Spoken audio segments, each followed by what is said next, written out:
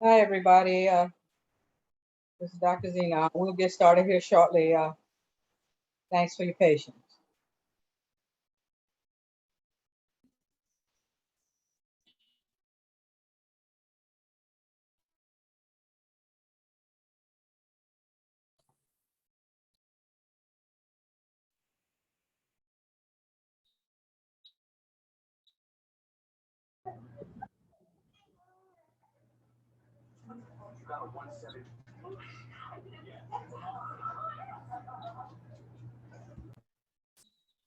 If you don't mind, put your mic on mute for me so that we don't get a lot of static in the background.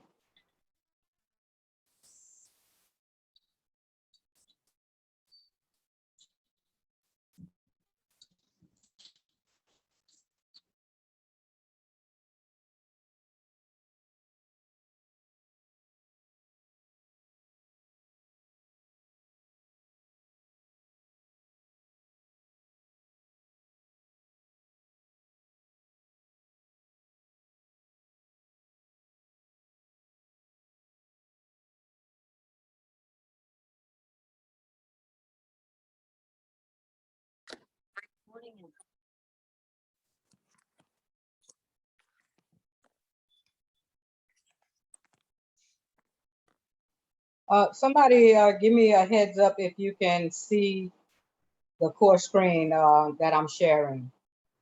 Just unmute and say yes. Great. Thank you.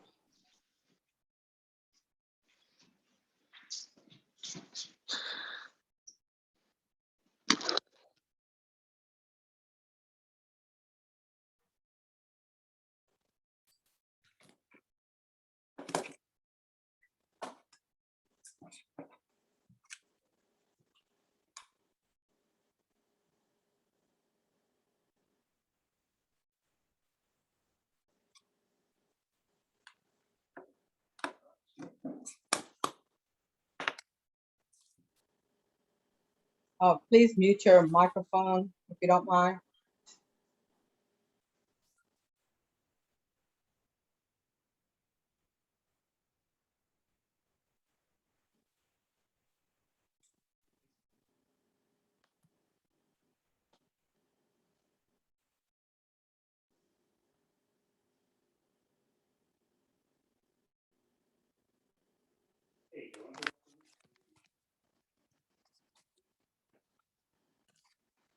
Hey, sure. Yeah.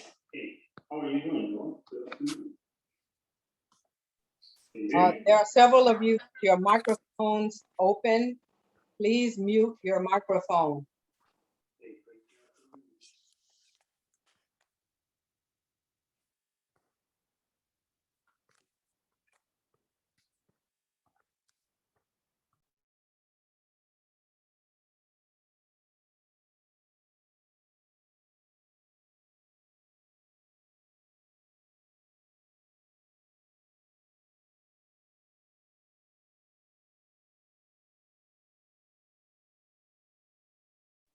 We'll get started in a minute or two.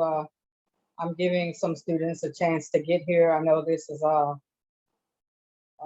maybe a challenge for some folks, so thanks for your patience.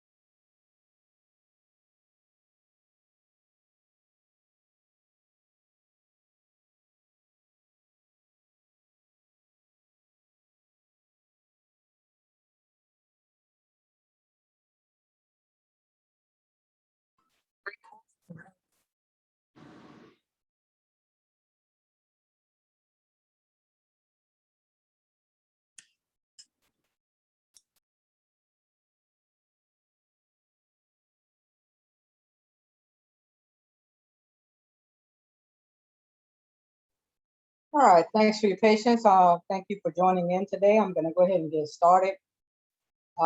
There's a possibility that some of you weren't in our first meeting on the 23rd of August prior to Hurricane Ida.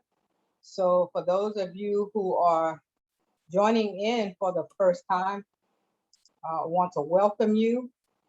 I'm Dr. Zenon, and I will be your lecture and instructor for the remainder of this fall semester.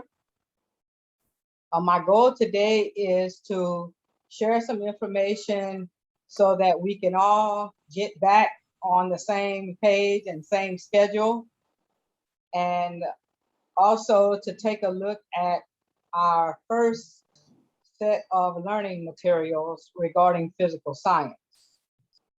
So again, I thank you for joining in. I know that for some of you, you may be using phones or at a neighbor's house or just doing the best that you can to join in right now. And I really do appreciate you making that effort. So I'm sharing the screen here for the course homepage. And for those of you that might be new, just to kind of recap, there's information on how you can reach out to me, make contact with me if you're having questions.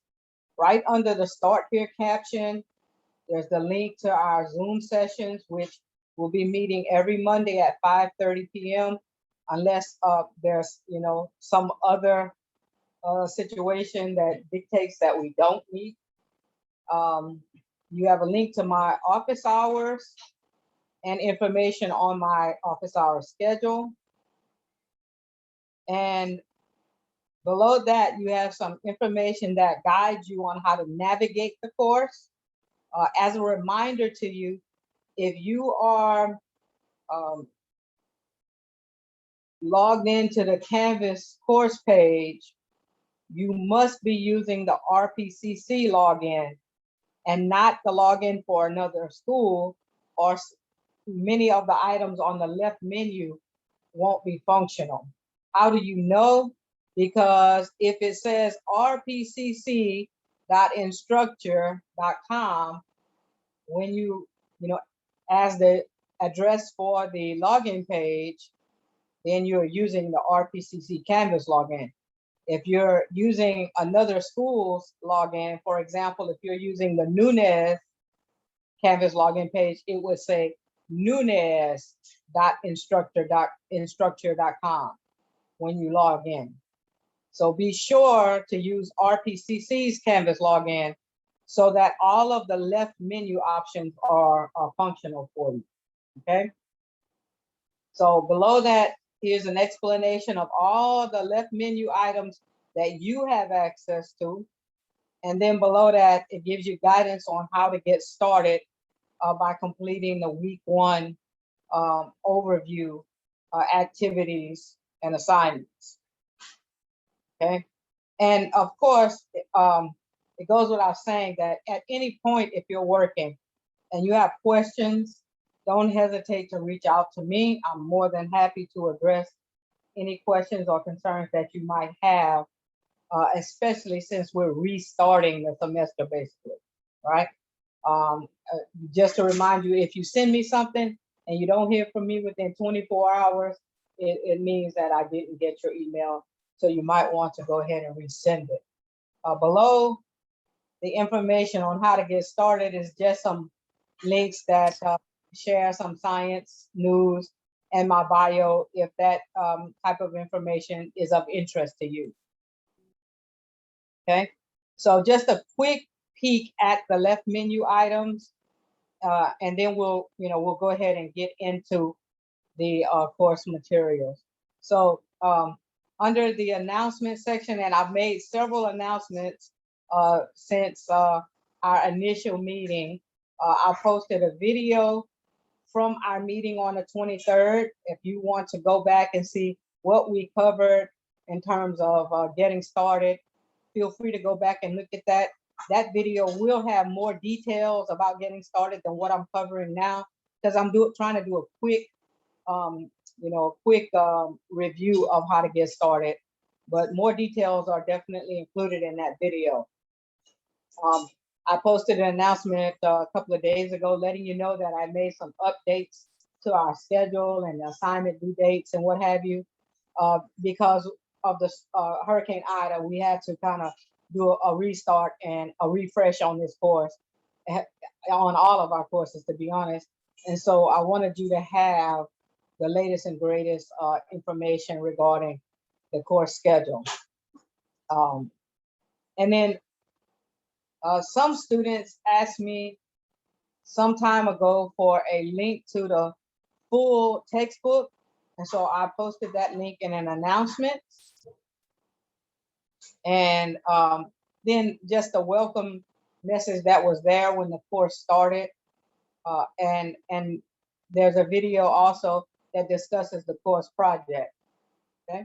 So, you know, I've been making regular announcements for the class, and you know, you should check them regularly so that you stay on top of any new developments regarding this course. Okay.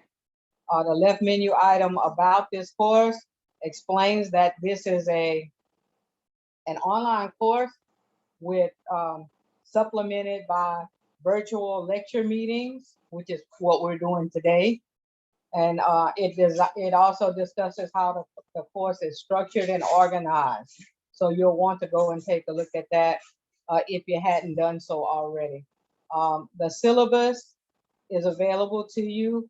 There's a printable version that's accessible for those students needing that in a Word format. And then there's also a PDF version of the syllabus. And below that is actually, sorry about that, I'm getting used to my new laptop here. Below that is a course summary showing all of the due dates for the assignments that are relevant for this course. Now, as I mentioned it in our first meeting, and I'll say it again, that you know, schedule that's showing all of the assignment dates is meant to be a guide. Okay. The actual assignment materials and deadlines are found in the weekly overviews. That's one of the important left menu items that you'll want to have access to, the weekly overview. Under course documents, you find all of the administrative type tools for this course. Okay, so I have a lot of items there to help you, you know, to know how this course will be managed. So you'll want to go and take a look at those items. Under useful links, you'll find academic tools. These are like additional resources that you can use to help you, you know, complete this course. The weekly overviews contains a breakdown of the topics and assignments and activities that we'll be doing for each week. Notice I went back and adjusted this weekly overview schedule to reflect the fact that we didn't really have any, that you didn't have any assignments due the first 3 weeks because of the hurricane. I mean, we initially did, but I had to go back and revise that. And so it shows the breakdown for the remainder of our time, you know, together this fall semester. All right. And so we'll take a look at a couple of them here today because we're going to be dealing with the items under week 4. And so you'll get to see firsthand how the weekly overviews are organized. The assignments and activities. This is a description of the various assignment categories that you'll deal with in this class, right? So it explains to you how to submit assignments, talks a bit about honor lock because it'll be used for proctoring, explains problem sets, discussions, the project, the midterm, and the final, which are all the types of assignments that you will be working on this semester, okay? So you can find details on each of those assignment types here under assignments and activities, under the assignments and activities menu. Evaluation of student performance explains how you are scored and graded in this course. And then grades, if you click on that left menu item that says grades, it'll bring up your specific scores on the assignments that have been completed and graded. Okay. People takes you to a listing of your classmates or everybody that's associated with this class. And then several other items are available to you. The library's website, information on a tutoring resource, policies regarding the technology that's being used across the campus, the online learning readiness activity that you will actually complete during the week 1, well now week 4, right? During the week 4 activities, information on Honor Lock, another tutoring support through RPCC Trio, and then the end of the course survey will be available at some point. The remainder of the items you don't have access to because they're designed for faculty to utilize, okay? So that's a quick overview of the left side menu. From the home page, on the right side menu, again, you'll see a to-do list. Now, my to-do list has a listing of the things I need to grade. Your to-do list will have a listing of the assignments that are due within a week's time, right? And then below that, there's a link to the calendar for this course that has, you know, all of the due dates for the various assignments. And then I don't know if you have a coming up section, but basically the right side, it functions as a to-do list. Now, you can click on the items on the right side menu, but that does not always guarantee that you'll have the materials that go with that assignment on the to-do list. So my suggestion to you is to use the to-do list as a guide, you know, as a reminder tool. And when you want to actually engage with the learning material or the activities and assignments, go in through the weekly overview, okay? So that was a quick and dirty overview of how this course is organized. You should take some time, if you hadn't done so already, to familiarize yourself or refamiliarize yourself with the structure and organization of this course, because I will be using Canvas to manage and administer this course. The things that you need to successfully get through this course are found on Canvas, okay? So let me pause before I jump into this week's overview, I should say overviews, and ask if there are any questions. Feel free, just unmute and ask your question.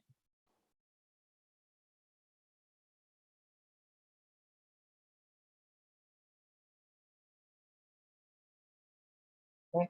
One thing I didn't mention to you, and I apologize, I should have mentioned this right up front.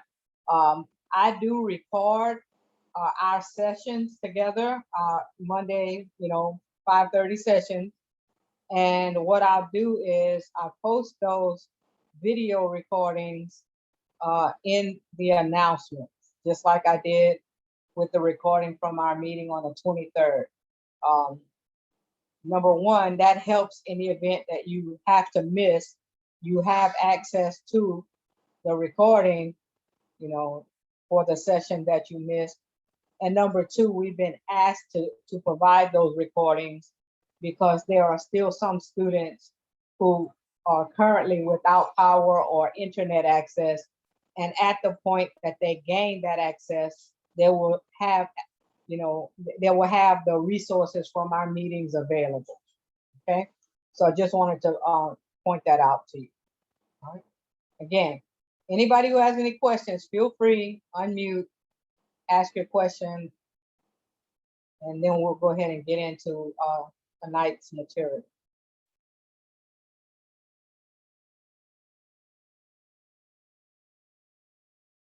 All right, so I'm gonna go into our introductions overview first. Let me open that. So somebody be kind enough to unmute and tell me, are you seeing that introductions overview? Yes. Thank you very much. I appreciate that. Okay. All right. So this introductions overview was originally designed to be completed in week 1. And the goal is to have you get familiar with the course layout and structure, and also to introduce yourself to your classmates. Now, many of you have already completed the week 1 activities and assignments. You are not required to go back and do them again. But for those folk who did not complete these activities and assignments for the introductions overview, you have until this Saturday to get them done. Originally, they would have been due on, if I'm not mistaken, the 27th of August. Well, shortly prior to that, they started making cancellations and shutting things down so that people could have time to prepare for the storm. And so I felt, in fairness, I should give those students who might have had to take time away from school to secure their property or support a family member or evacuate. I felt it would only be fair to give them an opportunity to complete this activity, this set of activities. So you have until Saturday to get them done.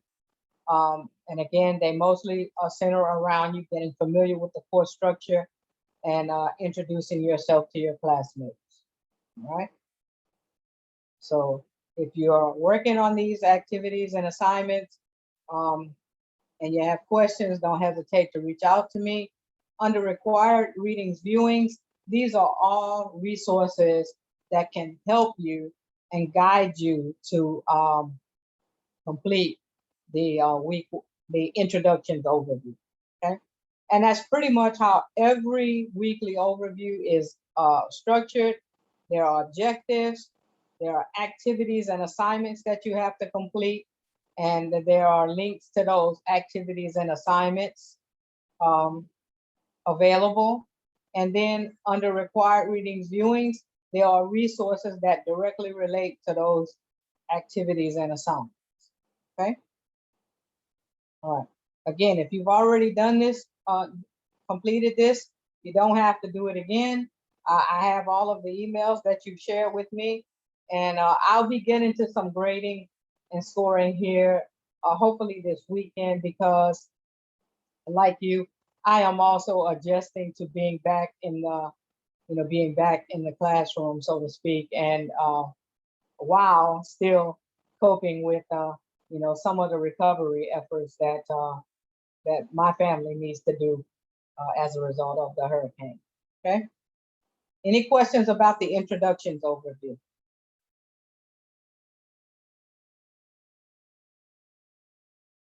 All right, so let's jump into this nature of science overview. And this is what we would have done had we met week 2. So I'm going to focus on the high points of what you need to understand in this material. And then you can read and review videos and what have you that are under the required readings viewings. So you can see listed here the objectives for this overview. Okay, so you can see it centers around you understanding and using the scientific method, looking at the connection between science and technology, solving some simple problems using derived quantities, and we'll talk about what that means and how you do that. And then we'll, focus on SI base units and prefixes. The metric system is another way you can, we refer to the SI, System International. And then another thing that you'll regularly do in these overviews is to have a discussion with your classmates regarding those topics. So I did not go back and adjust my message here. I do apologize, but I know this has been a tough time, but I'm glad that all of you are back, and I hope that your families are recovering well, and that the first few days of our semester were okay for you, right? Don't forget that you need to check Canvas regularly, okay? That's important, especially for this class, since everything is being managed through Canvas, okay? You should begin working on the project, but let's hold off on the introduction of the project, the formal introduction of the project, until next week. But you can take a look at it, at the project information. And, if you have questions, don't hesitate to reach out to me. Excuse me. But I will formally introduce the project next week. Normally I do it in week 2, but since we have a full schedule tonight, let's do the getting started with the project material next week. Okay.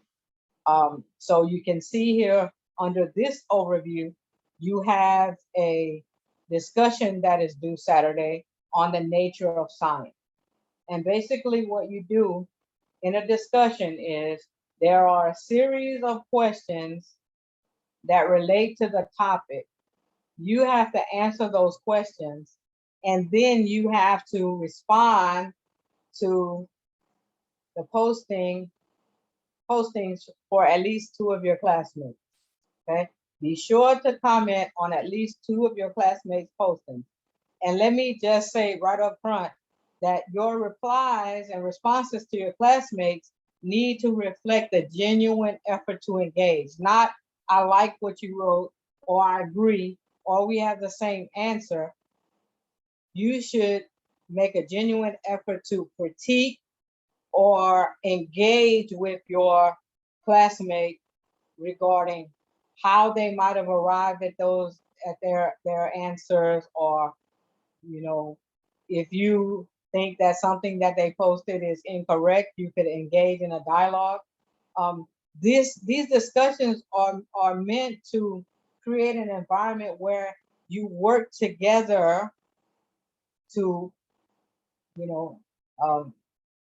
correctly address the questions that are being posed.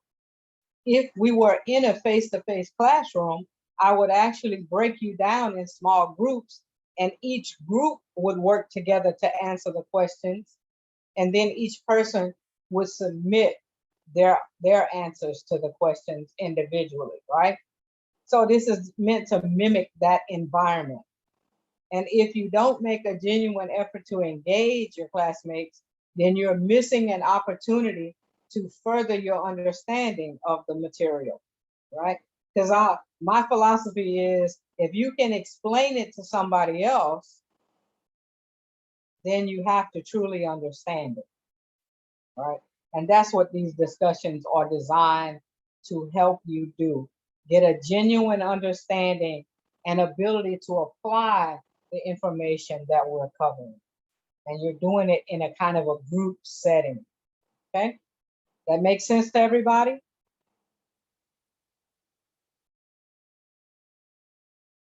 Yes, ma'am. All right, thank you very much. Notice that in each weekly overview, there is also a link to the class questions discussion forum. What this forum is for is it's another opportunity for you to put questions that you may be having, out, or share any questions that you might have And this is, a place where your classmates can respond to your questions, or I can respond to your questions. Of course, you can always email me your questions or come and talk with me during virtual office hours about your questions. Or even if you want to visit me in Blackman, come and sit down and talk to me face to face about your questions.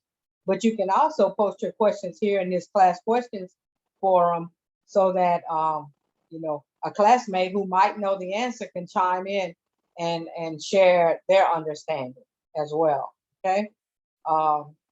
So I tried to create multiple opportunities for you to get your questions answered through multiple, you know, avenues, right? Whether it's email, office hours, class questions forum.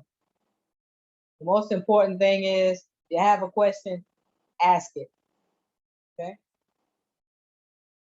All right. And then under the required readings viewings, here are all the resources that I've made available to you that relate to the nature of science. So every weekly overview has its own set of resources. And then under useful links, you have some additional resources that you could utilize to help you as you work through this course, right? Now, the way I structured these resources is that there are notes and videos that you will engage with. And anytime you see something labeled supplemental, those are my actual lecture notes that I'm going to cover and share with you, okay? In addition, if you look under the announcements, and I thought I made it available to you, but if not, I'll go back and add it again. Yeah, I'll go back and add it for you.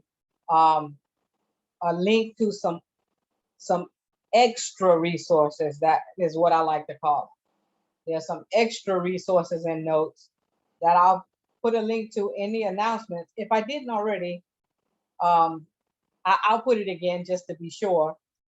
And you can utilize those as well, okay? All right, so let's go in under the nature of science overview, required readings viewings. And I'm gonna open up and cover with you the supplemental notes, which are my lecture notes, okay? All right, let's see. All right. So one of the important things that I try to include in all of my notes is information on how you should study and prepare, okay? Just as a reminder, because there is something to being successful in a science class, right? It's not quite the same as how you study, for example, in a history class. Some things are similar, but it is a little bit different, okay? And so, especially because in a science class like this one, you'll be coming in contact with some terms and words that you might not be overly familiar with. And so, it's important to make sure that you're having the correct definition of any terms and words that you're unfamiliar with, okay?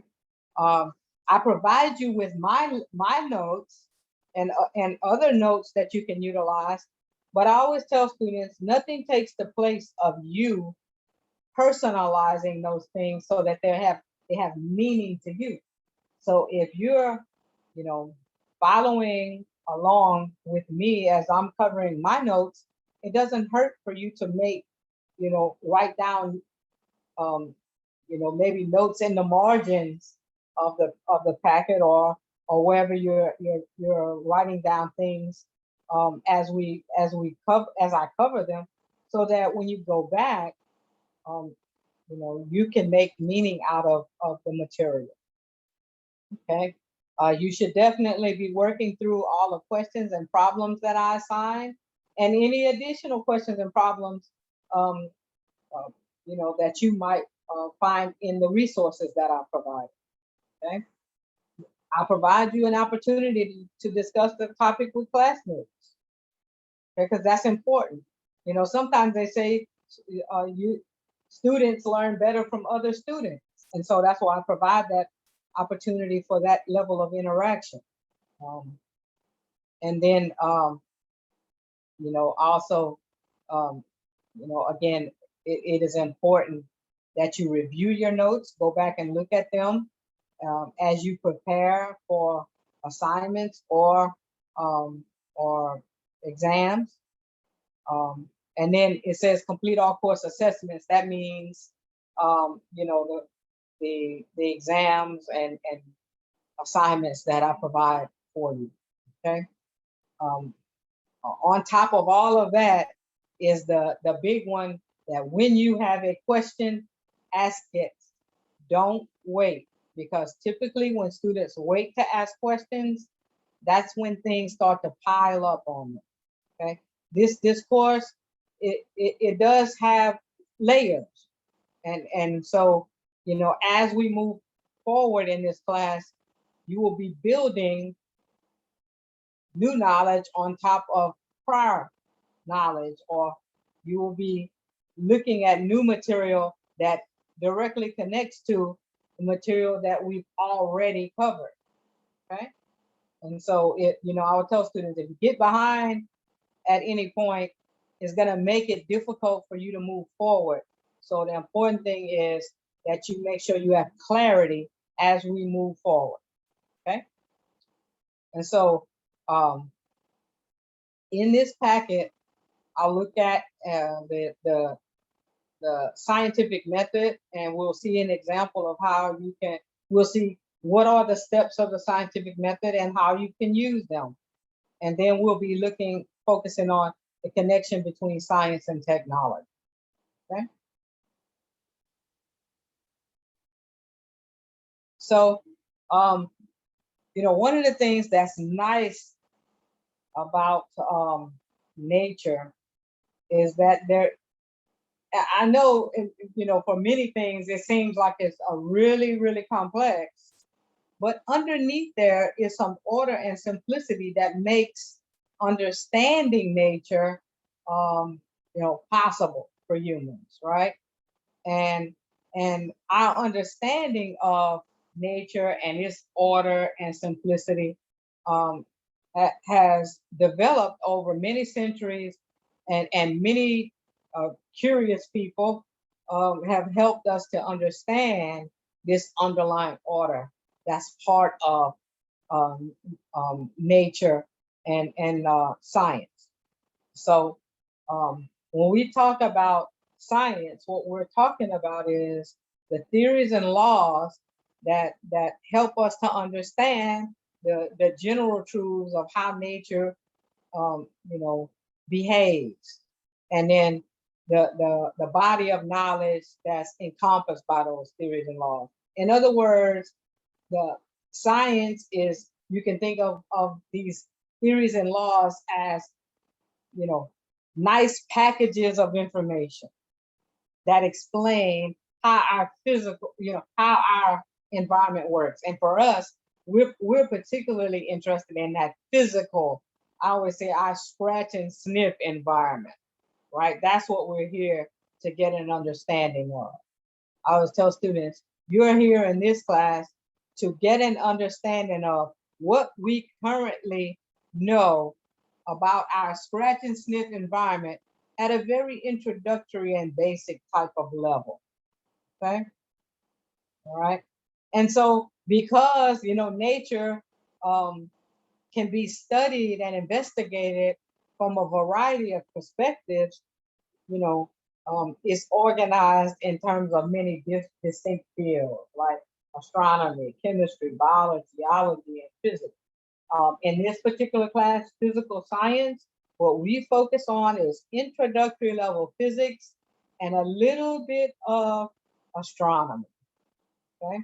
And we, as I said, we look at those two areas from a very introductory basic level.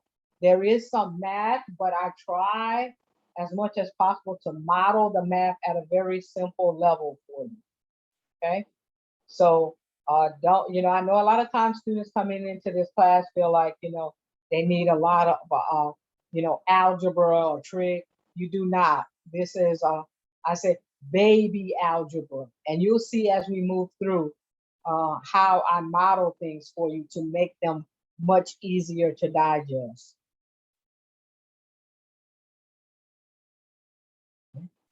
So physics is what we call a fundamental science, okay? Because we're looking at nature from a very, we're looking at the foundational level of nature in physics. So, physics deals with energy, matter, space, and time, and all those interactions between those areas. Which is pretty much everything when you get down to the fundamental level. Okay. And that's why they say here, physicists want to look at every phenomena that can be measured and tested. All right. And that may seem, that's a lot, but again, we're only looking at a key segments of physics at a very basic level. Okay. And so, since physics is this fundamental science and it looks at the universe at a foundational and fundamental level, other disciplines like biology, for example, have to be consistent with the laws and theories that encompass physics.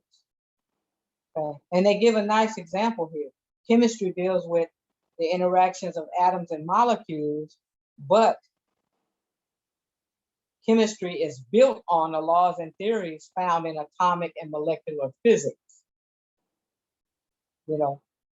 So, I always say physicists want to know everything about everything.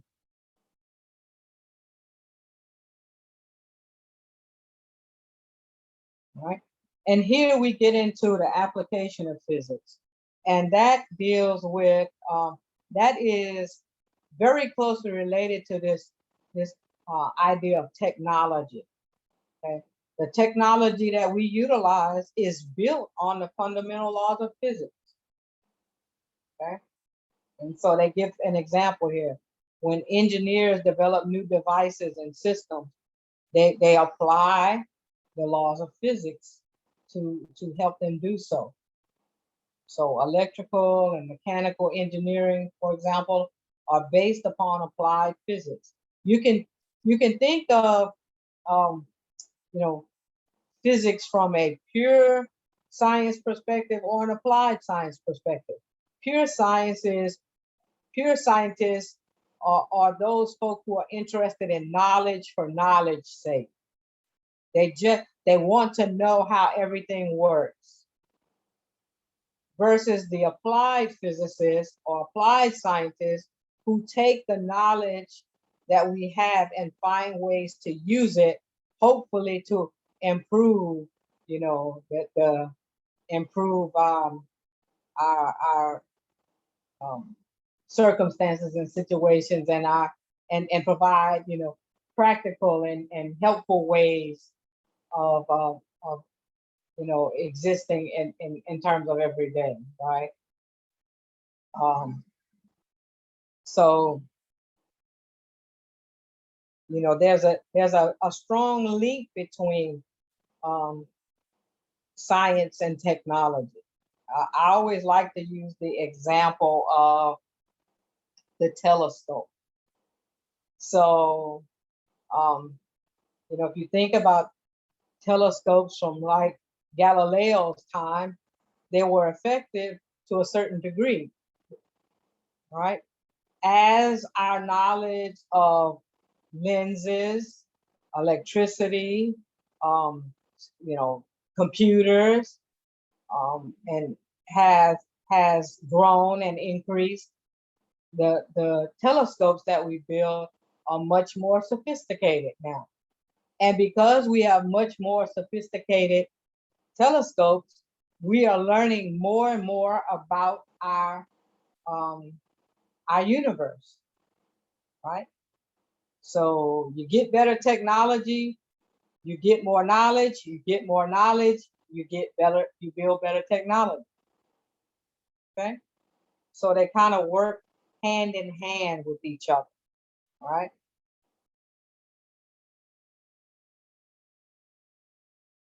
So now, you know, I'm not going to say that I don't have anybody in this class that at some point might decide to be a physicist, but I know that typically the students taking this class are you know, non-scientists, right? And typically most students in this physical science course don't have any aspirations to be a physicist or, you know, an engineer. Most of you, I suspect, are in the P-Tech program and you're looking to become operators, or you're in instrumentation, or some program that requires that you have a physical science under your belt. But that doesn't mean that this material and information isn't valuable, because, you know, through this course, you can gain insights on how things function. You know, some things as simple as, you know, microwave ovens, and although we don't necessarily study microwave ovens in here, but the idea of, you know, stars and how they behave, and that gives you insight into how the physical universe that you're part of, right? And so the question then becomes, how do we get this knowledge, and how do we find ways to utilize this knowledge? What is the methodology or the process that scientists use when they're trying to uncover new knowledge or find ways to use that knowledge? What is the scientific endeavor entail? Okay. Now, let me just say this right up front. While we focus heavily on the scientific method because it is, you know, because of this standardization and organization, scientists and physics is not divorced from, you know, voila moments, right? Right? There are some things that we have learned about our physical environment that have happened by chance. But more likely is the scientists utilizing the scientific method because it allows for standardization and structure, which is important to scientists and to you, because it gives you some, you know, it allows us to have some confidence in the work that is being done by scientists. Okay, and so it says here that, you know, the aim of science is to describe and understand the universe, okay, as it is, right? Not how we might imagine it to be, but as it is.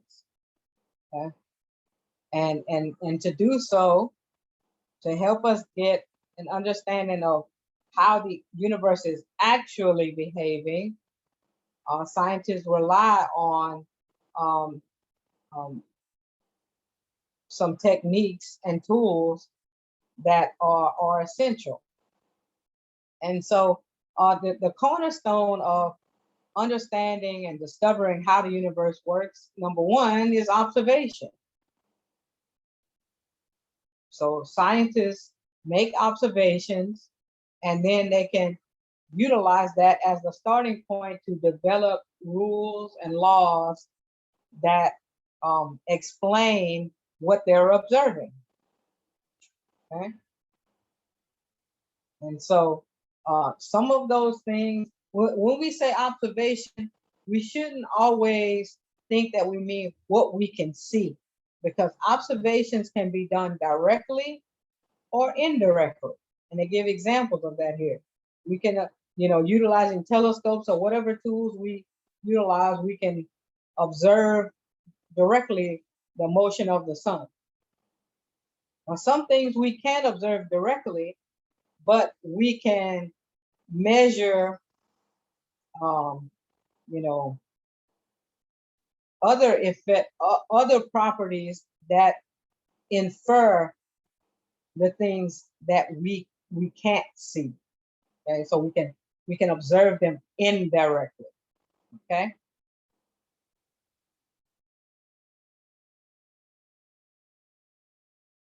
As I mentioned, the way we organize and structure the knowledge that we have about our physical environment can be in the form of laws and theories. But another useful tool that scientists use are models. Okay. And so what a model is like we're going to have a simplified representation of a phenomenon. Okay. So the behavior of electrons, for example, is very, is quite involved. But to simplify our, to give a simplified representation and focus on, allows us to focus on just those aspects that we want to study at the moment, for example. So we might model the behavior of electrons or the motion of electrons like they behave, in planetary-like orbits, which is much simpler than how they actually move. Okay. All right. In this particular course, for example, we often model systems as being frictionless. And that's a simplified representation of how things actually behave, because in the real world, there's actually friction. But this simplified representation or model helps us to focus on certain aspects of the motion in a much easier way. Okay. And so things like air resistance and we ignore, or if we're dealing with ropes and strings and chains and what have you, we imagine that they're massless as a simplified way of modeling a system where they might be interacting. Okay. So models are one tool that we utilize in science, and in particular for us in physics. Okay. One way we package knowledge is in the form of a theory. And so you can see here that a theory is an explanation for patterns in nature. Patterns. Okay. And so and notice that it says what? This explanation is supported by scientific evidence and verified multiple times through reproducible experiments. See, here's the thing where a lot of folk fall short in their understanding of science, because many folk think that a theory is we're just guessing, we don't really know. And that is absolutely untrue. A theory is a way of packaging what we do know based on scientific evidence about a particular phenomenon. For example, the Big Bang Theory is a package of information that contains the results of many different experiments, many different observations done by many different types of scientists, some pure scientists, some applied scientists. And that package of knowledge centers around how our universe began. And all of the evidence, the scientific evidence that's been obtained by these experiments, many different experiments that have been repeated over and over again, that evidence is all pointing to a singular kind of explanation of that phenomenon. Okay. A scientific law, on the other hand, is another way of packaging our knowledge, but notice that it says it describes a what? A pattern, a general pattern, not multiple, singular, right? So its focus is much narrower than a theory, but notice that it is also supported by scientific evidence through reproducible experiments. The other thing is that a scientific law can often be expressed in a mathematical equation. So for example, Newton's second law of motion can be expressed using the equation F equals ma, force equals mass times acceleration. Okay. So it's important that you understand what is science, how do we do things in science, how do we package the knowledge that we obtain in science, so that you are one of the things you join this class to become is more scientifically literate and knowledgeable, right? And so you see here, it says what? Generally speaking, a law describes a single action, whereas a theory explains a group of related phenomena, such as the theory of relativity, for example, which we don't study the theory of relativity in this course, but it's just an example of a theory.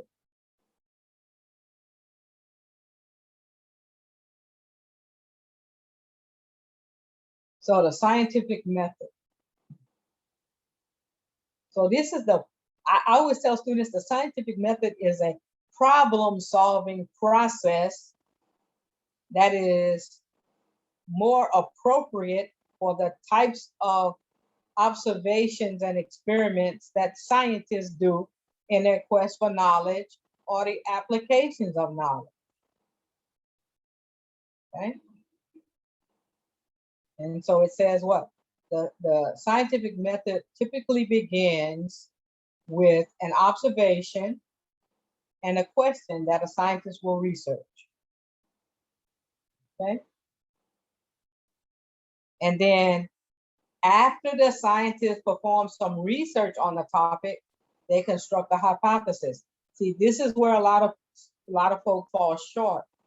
They think that a hypothesis is just the science, the scientist guessing. But when the scientist constructs a hypothesis, it is based on research. So the scientist who is doing the investigation takes the time to look at what is the current status of our knowledge or our ability to apply knowledge regarding this particular topic. And then based on the research, they form a hypothesis. Sometimes you might have heard a hypothesis referred to as an educated guess.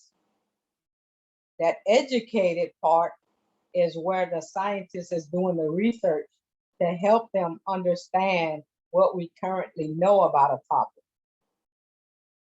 You might have also heard of a hypothesis referred to as a testable prediction. See, this is also where some people fall short in their understanding of science, because if a hypothesis is not testable, then it does not fall into the realm of science. Okay? We can formulate hypotheses about a great many things, but if they're not testable, they don't fall into the realm of science. Okay? So, the means that a scientist uses to test a hypothesis is through an experiment. So an experiment is an organized process for testing a hypothesis. And when a scientist conducts an experiment, their goal is either to confirm their hypothesis, okay? More times than not, however, the hypothesis fails. And a lot of people think that when a scientist performs an experiment and the hypothesis fails, that the process was a failure. No. The experiment is, one of the things the experiment is supposed to do is, you know, allow the scientists to, to disprove the hypothesis. Okay. And so if the hypothesis proves to be correct, then, we set the stage for the hypothesis to be tested and tested and tested again through other experiments. But if the hypothesis fails, then the scientist has to decide, are they going to modify what they're doing in favor of testing a new hypothesis? Are they going to modify the hypothesis and see if it conforms to new evidence? Are they going to just, discard that whole process altogether and start from scratch, right? So when scientists perform an experiment, there's no guarantee that their hypothesis is going to be correct. And often, more times than not, their hypothesis proves to be incorrect. And they have to revamp, right? So here are some steps to the scientific method, okay? So you see that there are 6 steps there. Sometimes you might be utilizing a textbook or source that will list step number 1 as an observation, which is perfectly fine. Some sources consider the question to encompass the observation, if you will, okay? Sometimes you might see a scientific method listed with 7 steps: the data, results, conclusion. That is also fine. What I'm saying to you is different sources might outline the steps a bit differently, but the basic sequence to the scientific method is highlighted here in these 6 steps. All right. So whatever source you choose to use, whether it's these 6 steps or the steps that you find in another resource, that's perfectly fine. Okay. Just, they might explain each step a little bit differently, and that's okay.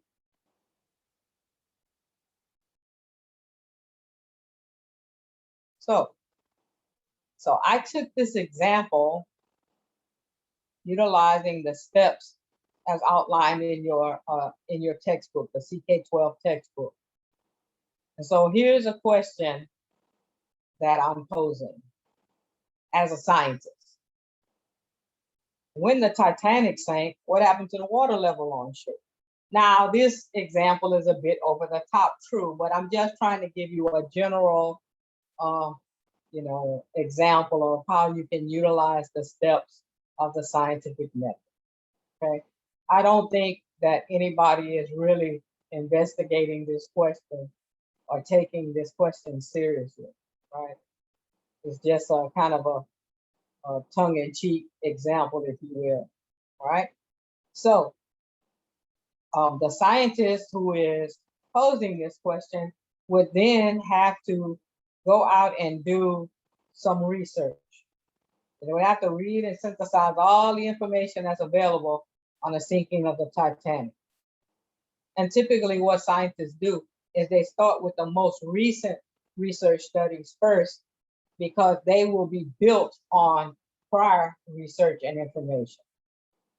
And then based on the research, the scientists will formulate a hypothesis. It could be any one of these three based on what the research shows. Okay. And then the scientist has to come up with a way to test their hypothesis. Whichever one of those three they pick, they're going to design an experiment to test the hypothesis. Now, this is where things can get a little bit tricky, okay? Because obviously we know that they can't go back and resink the Titanic. Okay? But if you have sufficient resources, you might be able to model that scenario pretty closely, right? If you have unlimited bank or unlimited money, you might be able to commission the building of a replica of the Titanic and, you know, monitor the conditions in the North Atlantic until they seem, you know, they mimic the conditions from that time period when the Titanic sank close enough to where you can then, you know, sink the Titanic or the replica or the model of the Titanic, right? Now, is anybody actually going to engage in that? Probably not. But I bring this up to emphasize the point. The resources that you have available will definitely have some bearing on the experiment that you conduct. And the quality of the experiment that you conduct will influence the data and conclusions that you draw. Okay? So, you know, if you have unlimited resources, then maybe you can get really close to addressing this question. But if you're on a limited budget, it might not be economically feasible. Okay. And that does allude to the idea that there are some questions that scientists have not been able to investigate, and you know, some phenomena and questions that we haven't been able to address because it, you know, the resources needed are just beyond our reach. Okay. So after the experiment is conducted, then the scientists will look at the data that's being collected and determine what happened during the test. Okay? And this data and analysis phase of the experiment directly links to something we're going to move to here shortly, and that is measurement. A key element of an experiment is measurement. And that helps with the whole data collection and analysis phase of our experiment. And then after that, you draw conclusions. Was your hypothesis correct? Is further testing necessary? And most times the answer to that last question is absolutely, because we are not going to revise our current knowledge and understanding unless there's information that that is credible, that refutes what we currently know, our current thinking, our current knowledge.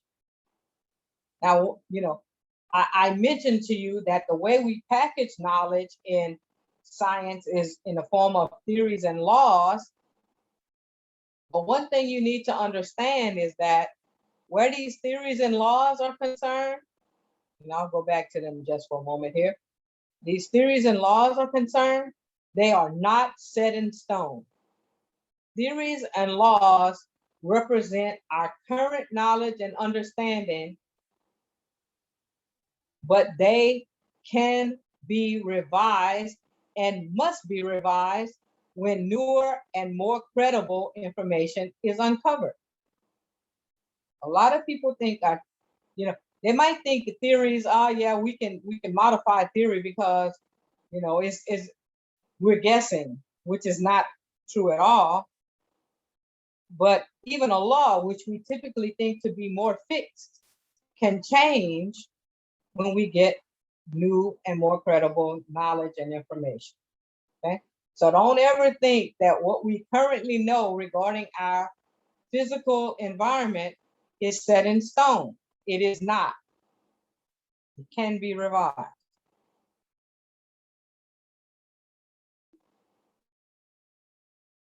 And then the remainder of this package just looks at some of the history and regarding physics, and looks at some of the people that have been key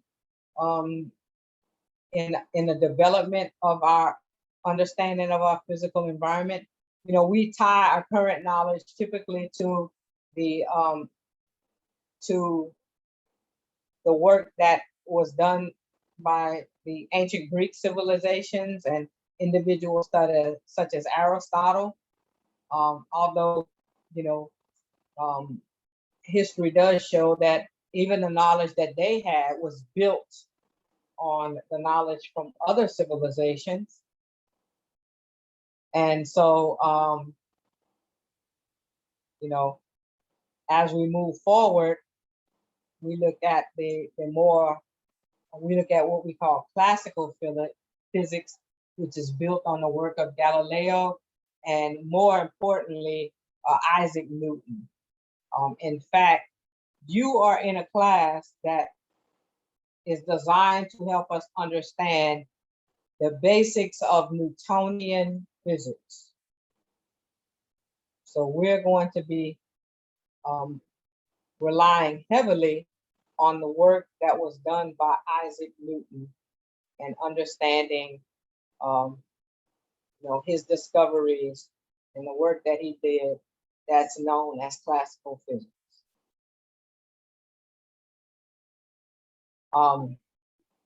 Modern physics, if you look at the progression of our knowledge in this area, is built on the work done by Albert Einstein, Niels Bohr, and other scientists who helped us to get, you know, more knowledge and understanding of relativity and quantum mechanics. Now, we don't study those areas in this class, but, you know, if we're looking at the historical progression of our understanding, the work that Albert Einstein did and Niels Bohr and others is built on the work done by Isaac Newton. Okay, so that's a look into the nature of science. Okay, so before I move forward and looking at and introducing you to measurement and the metric system, I want to ask, are there any questions on what I've covered in my packet of notes on the nature of science? You have some things to look at on your own, but do you have any questions regarding anything I've covered?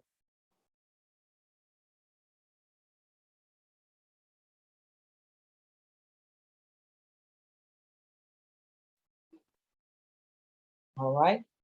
So what I'll say to you is that while you are doing your due diligence and reviewing the items that I have here under required readings viewings, don't hesitate to reach out to me if you have questions.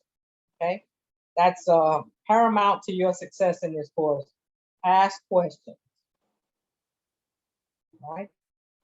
So now what I'm going to do is go into the notes dealing with measurement. Somebody unmute and give me a heads up if you can see this screen. It's there. Thank you very much for that. All right. So the goal of this packet of notes is to familiarize you with the SI base units and prefixes, because you will be utilizing them as part of our, a study of physical science.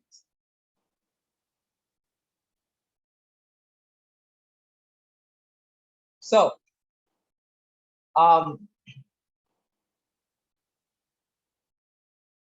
in order to make sense of our physical environment, we have to measure. Okay, so the body of knowledge that we call physical science I call it scratch and sniff science because it's built on measurement. Okay? It's built on measurement. So if you were to take a look at the CK12 physical science textbook, all of that information in that textbook is based on measurement. Okay. And so when we measure, we are looking at physical quantities or properties of our environment. Quantities and properties that help us understand our physical environment in a quantitative way. Okay. Now, I always tell students, we can explain our environment qualitatively. Qualitatively. We can give qualitative descriptions. But the problem with qualitative descriptions is that they can be interpreted in multiple ways. Okay? So for example, imagine that we're all in the same room, classroom.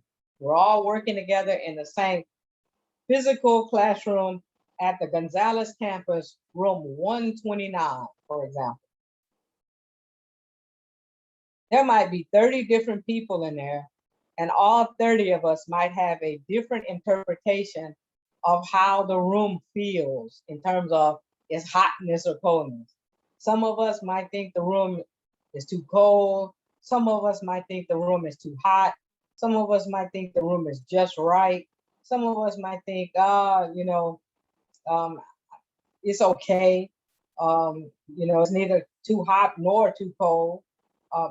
All of us could have a different interpretation of that physical space.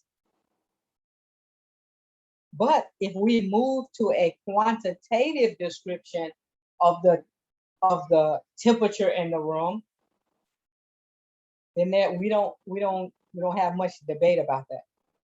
So if I say room 129 is 75 degrees Fahrenheit,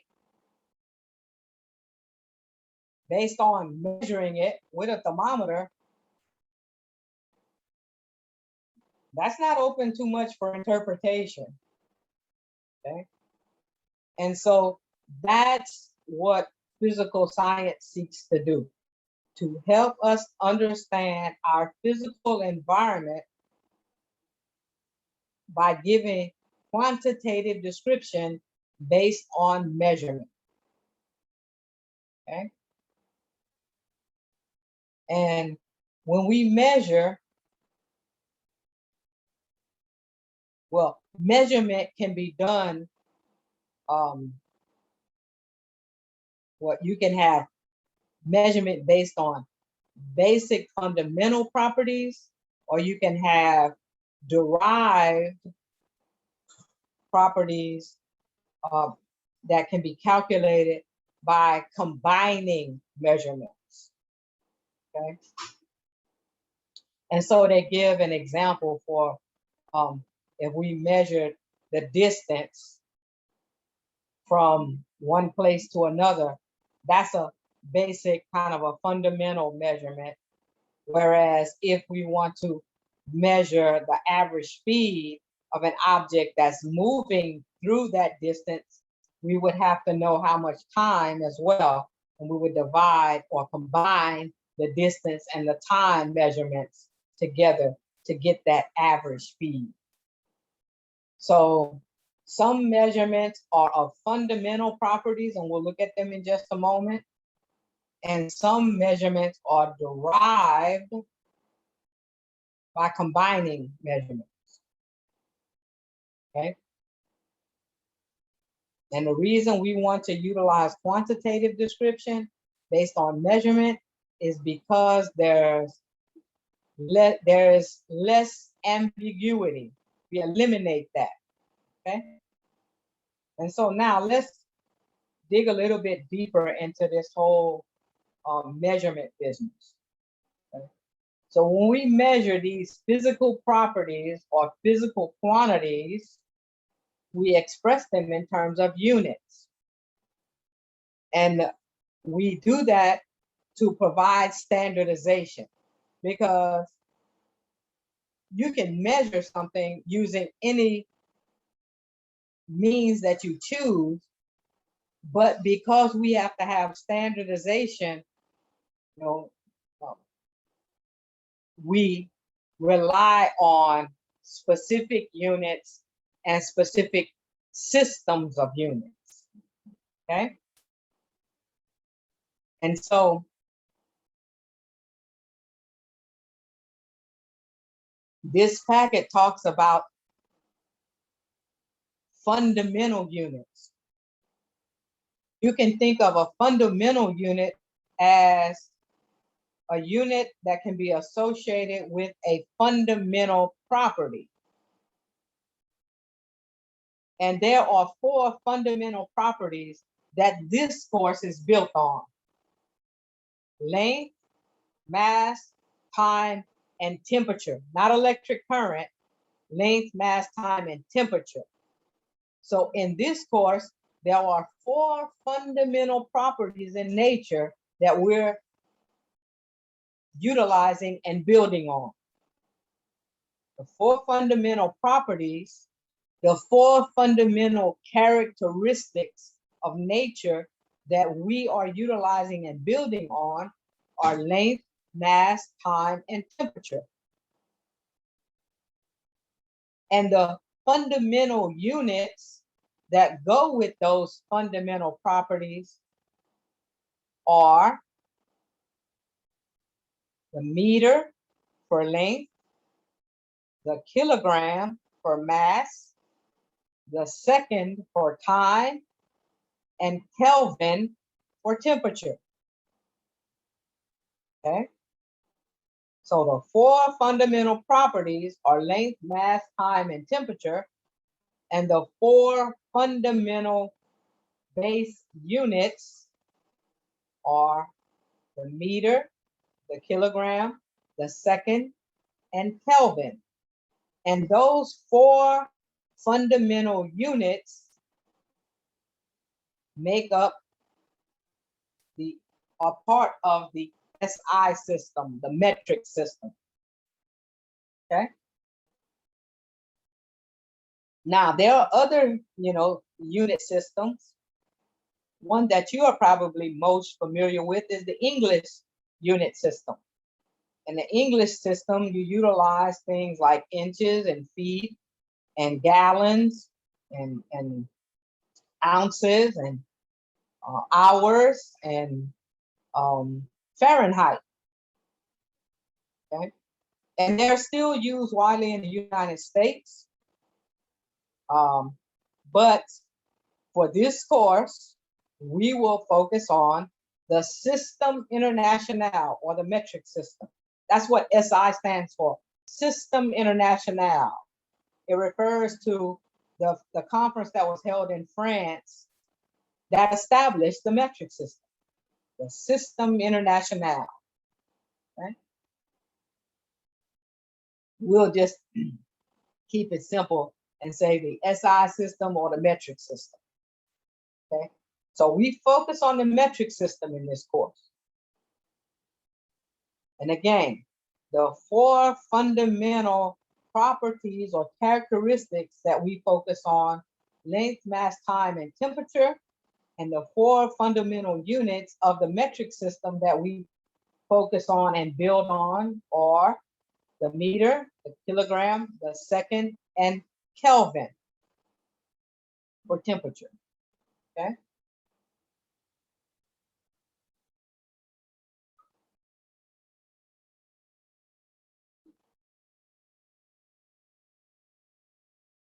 And so it lists this here again. I'll get around to eventually one day remembering to go back in and take the electric current out and put in temperature and replace ampere with Kelvin. but here's a table that shows length, mass, time, and the fundamental units that go along with them, the metric system units. And then that last column, scratch out electric current, put temperature, and replace ampere with Kelvin. And in parentheses, the abbreviation for Kelvin should be the capital K. Okay. Now, if this entire course was just dealing with just these 4 properties and just these 4 basic units, then we could finish this course tonight. But physical science is built on not just these 4 fundamental properties and their corresponding base units, but the combinations that we make. So we make combinations of these base properties, and then we have to make appropriate combinations of the base units. Okay.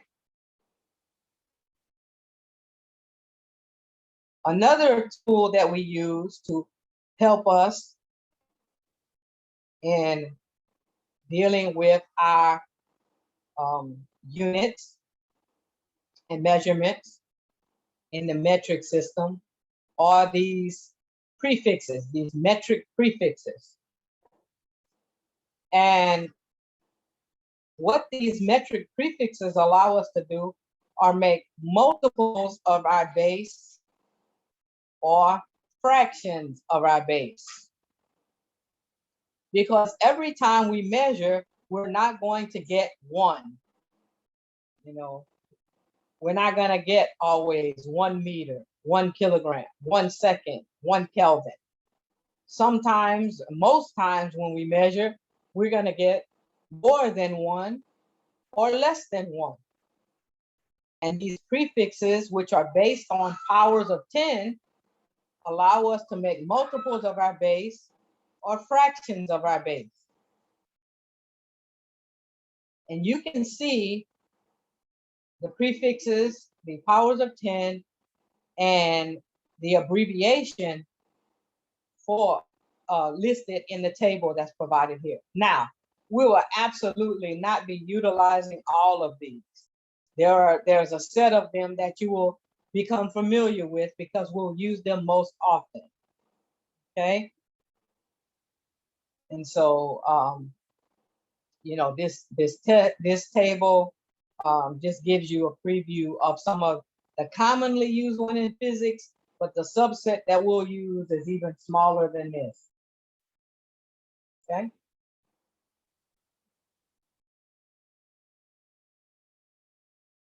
All right.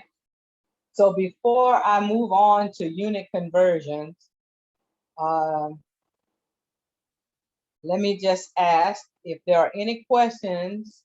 Please feel free to unmute your mic and ask your question at this point.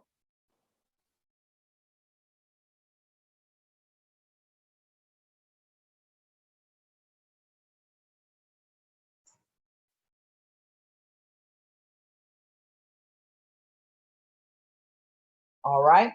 So what I'll say to you again is that at any point, if you are working, don't hesitate to reach out to me if you have questions. Okay. Now, the metric system, the metric prefixes, and this process of unit conversion are all designed to facilitate the communication that is a necessary part of science. Okay. One of the key ingredients of science is communicating the work that's being done. So as scientists engage in the scientific method, oh, I'm sorry, go right ahead. Was there a question?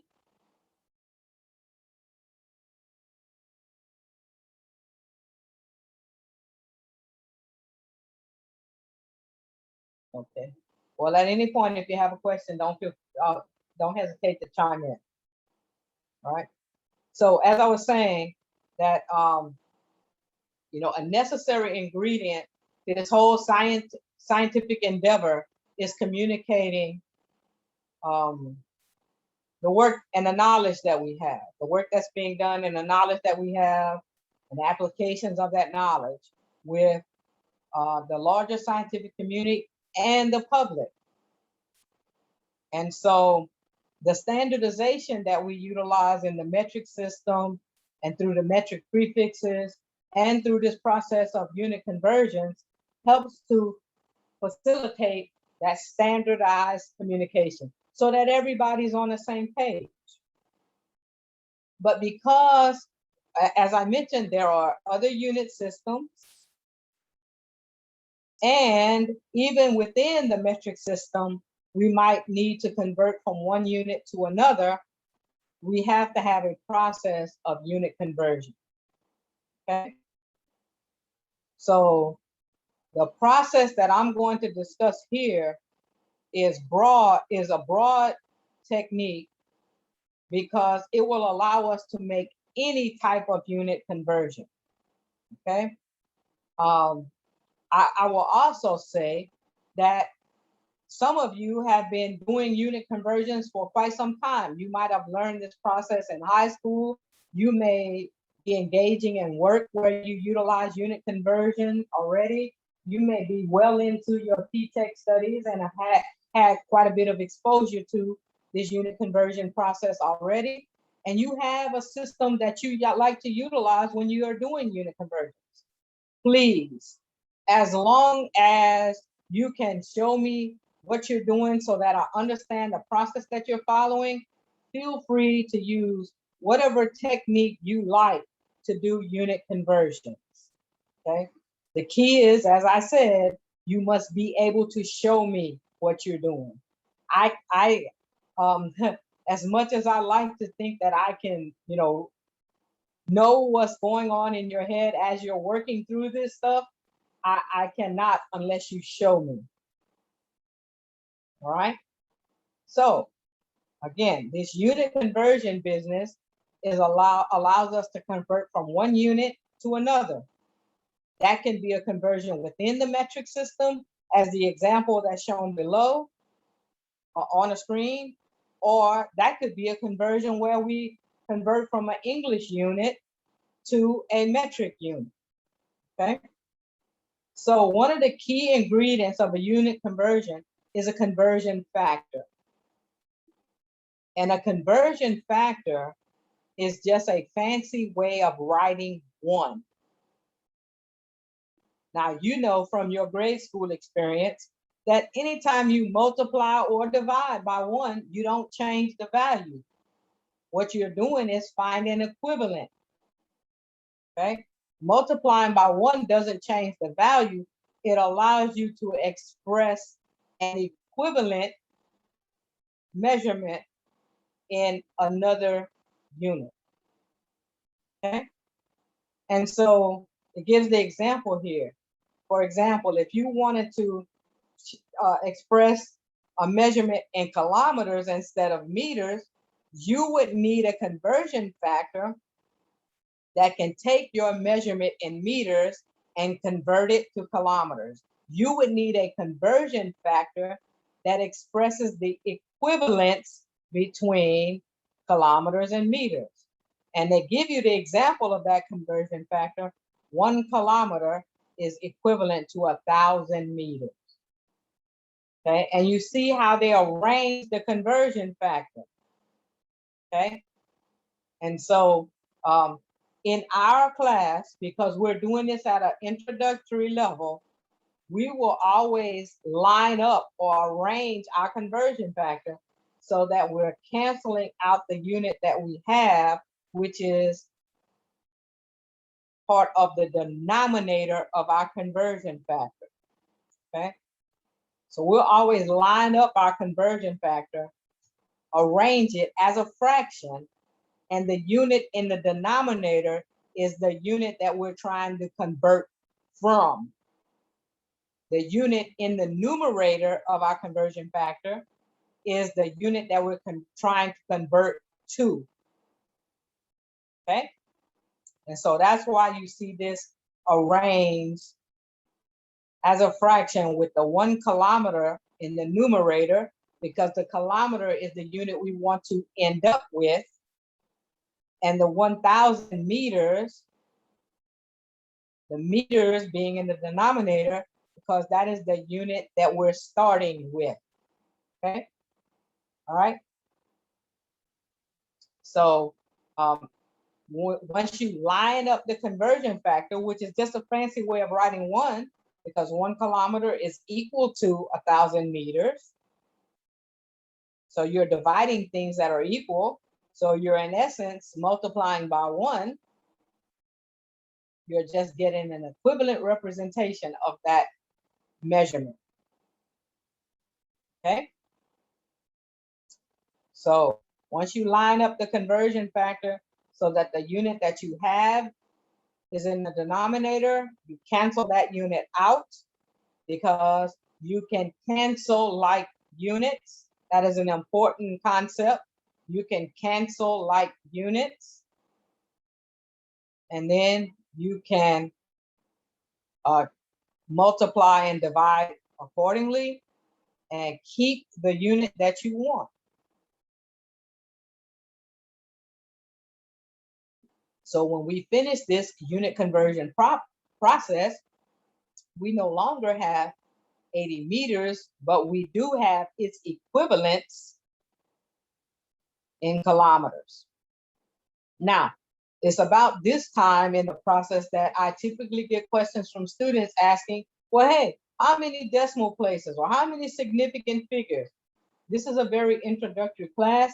And so to keep things simple, I always tell students 2 decimal places. You can round off to 2 decimal places at the end of your calculation, and that is more than sufficient. Okay. I also get asked the question, how much tolerance do you allow? Okay. Well, the most important thing for me is that I can look at the work that you've done, and that's why it's important that you show me and see how you have set things up and how you arrive at your answer. And if your process is correct, then I can see that the number you obtain, whether you round it a bit or not, is still correct. Okay. All right. But if you set it up incorrectly, then I will also be able to see that the number you arrived at is not correct. All right. So your process is just as important as your product in this class. And 2 decimal places is good enough for government work, as I like to say. Okay.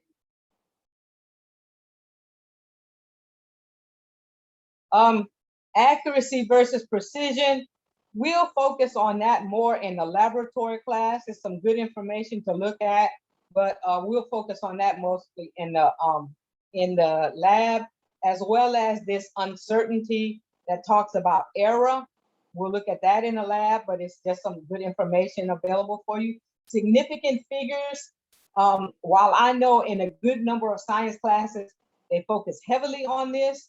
Again, we're going to make it that whole significant figures process simple and say 2 decimal places is sufficient. All right. So that's an introduction to the metric system and an introduction to unit conversions. Let me pause at this point and ask, what are your questions?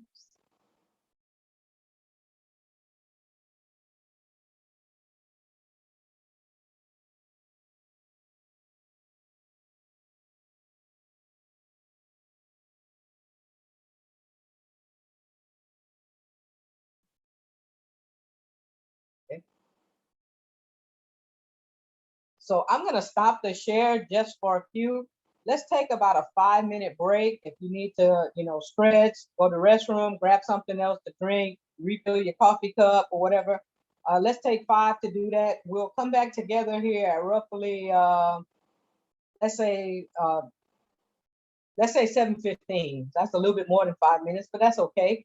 We'll come back together at 7:15, and then we'll continue looking at measurement, and then leave some time toward the end here for some questions, and then we'll wrap it up. Okay? So let's take 5, or a few minutes more than that.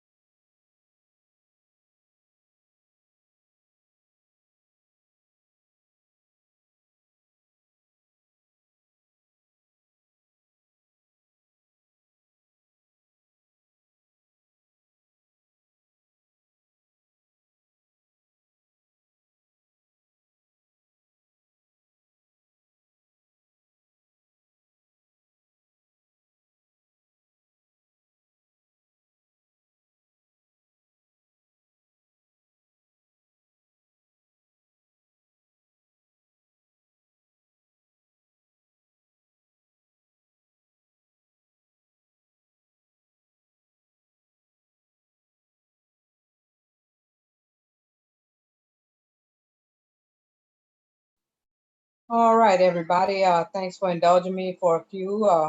Took a quick break, and hopefully you did too. So I'm going to go ahead and share my screen again.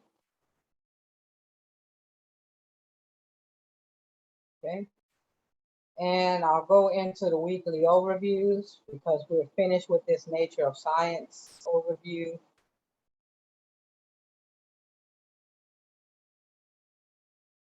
And I'll pick up here what I label my measurement 2 overview. And actually, that measurement 2 overview deals with unit conversions, which I briefly introduced at the end of the material on the metric system in the previous overview on the nature of science. Okay, so we'll dig a little bit deeper regarding unit conversions, and we'll look at some simple problems related to some simple examples of unit conversions. All right. So under activities, you do have a discussion related to this topic that's due by Saturday. And you have your first problem set that's due Saturday. Now, again, many of you have already sent those items to me or completed the discussion. If you have already done that, you're ahead of the game. You don't have to go back and redo anything, right? Just for those people who might have started the discussions, please don't forget that you have to go back and respond to 2 of your classmates. Because oftentimes when students work ahead, they forget to go back and reply to 2 classmates, and that costs points, okay? So make sure that you do that. Post your answers to the discussion as well as respond to 2 classmates by the deadline on Saturday, all right? I've made available to you some example problems that deal with density under useful links, and we'll take a look at that here shortly, okay? And then you have some resources in the required readings viewing section. Chapter 1 in your textbook deals with measurement, and you can take a look at that.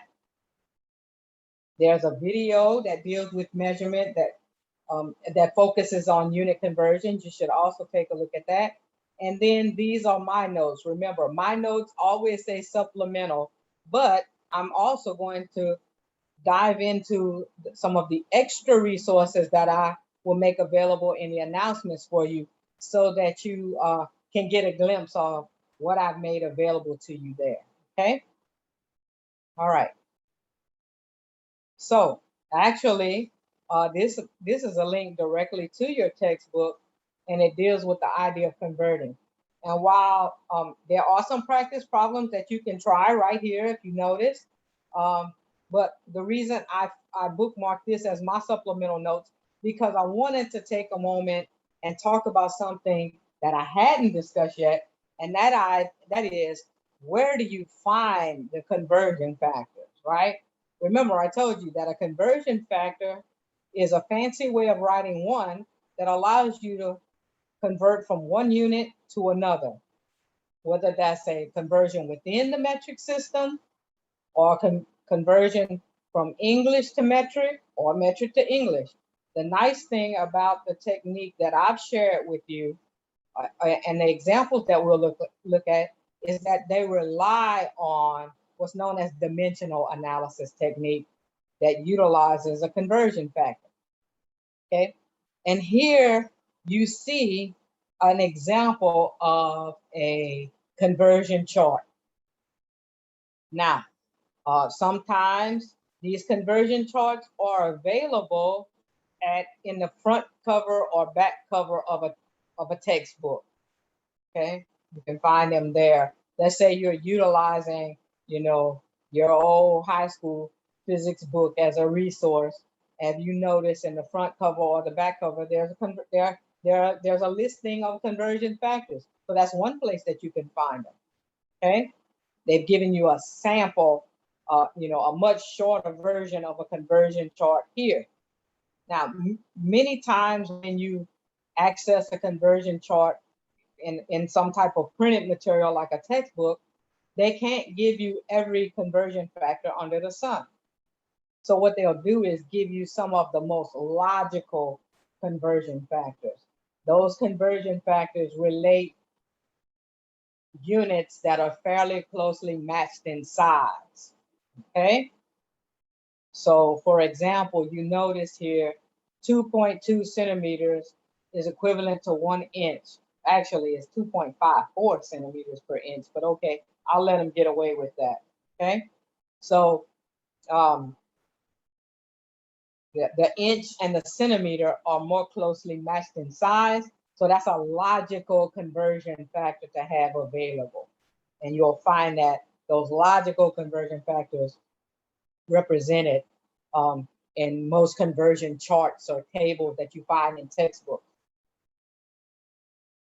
However, if you look at useful links, I have made available to you, just refresh this page. I have made available to you a unit conversion tool. And I'll just open it up. Okay. In a minute here. Okay. And this is a website that has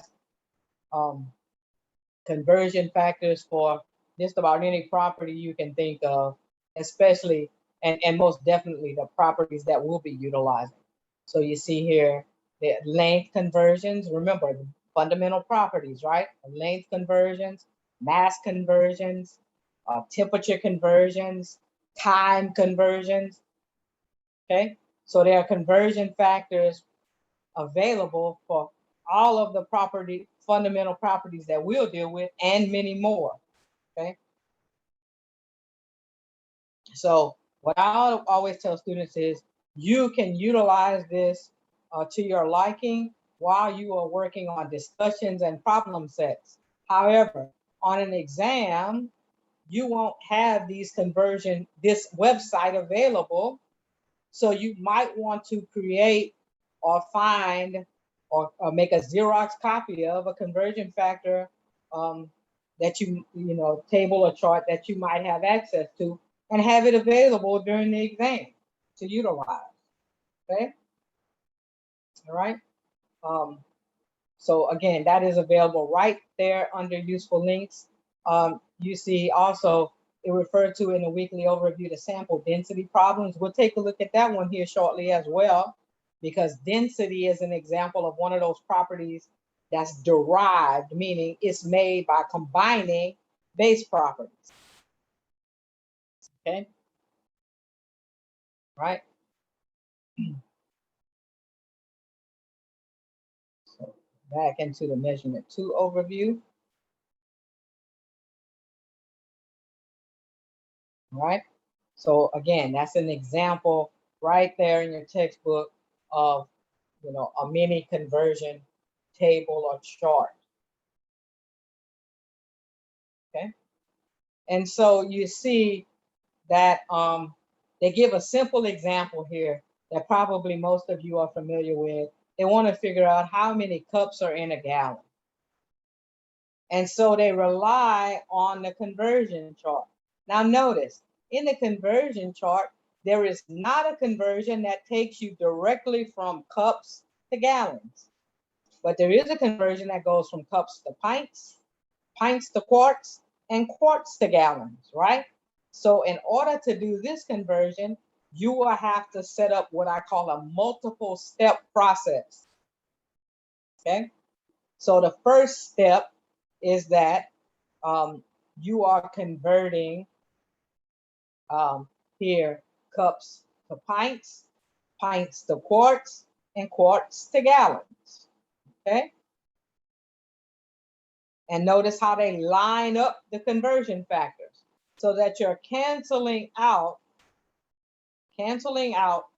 the units that you have and ending up with the unit that you want. Okay. Now, if you have another way that you like to do this conversion, As long as you can show me your process, no problem. You are not bound by my method of doing unit conversions, whatever your method is, as long as you show me. Okay? All right.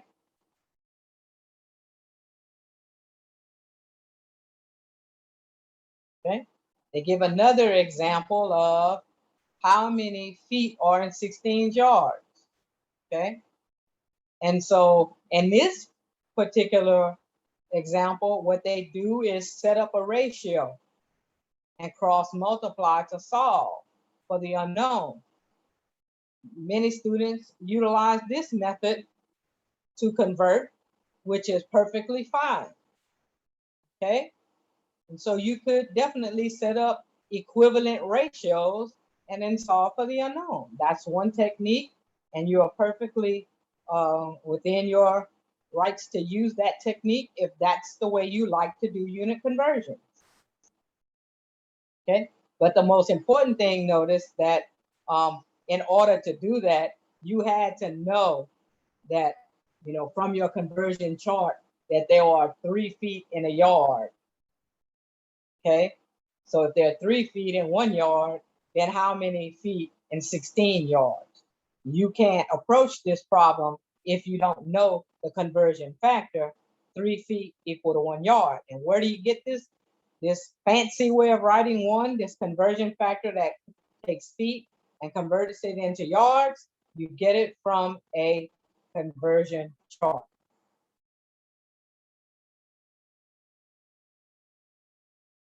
Okay, so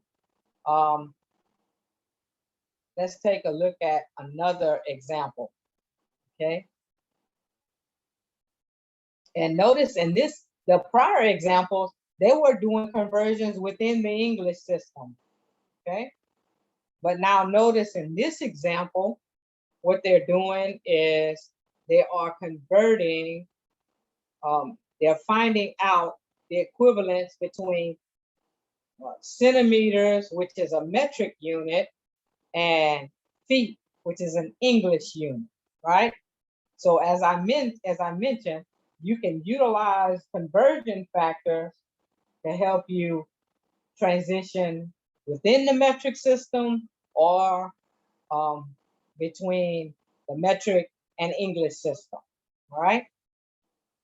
The key here is having the conversion factor and lining it up in the appropriate way.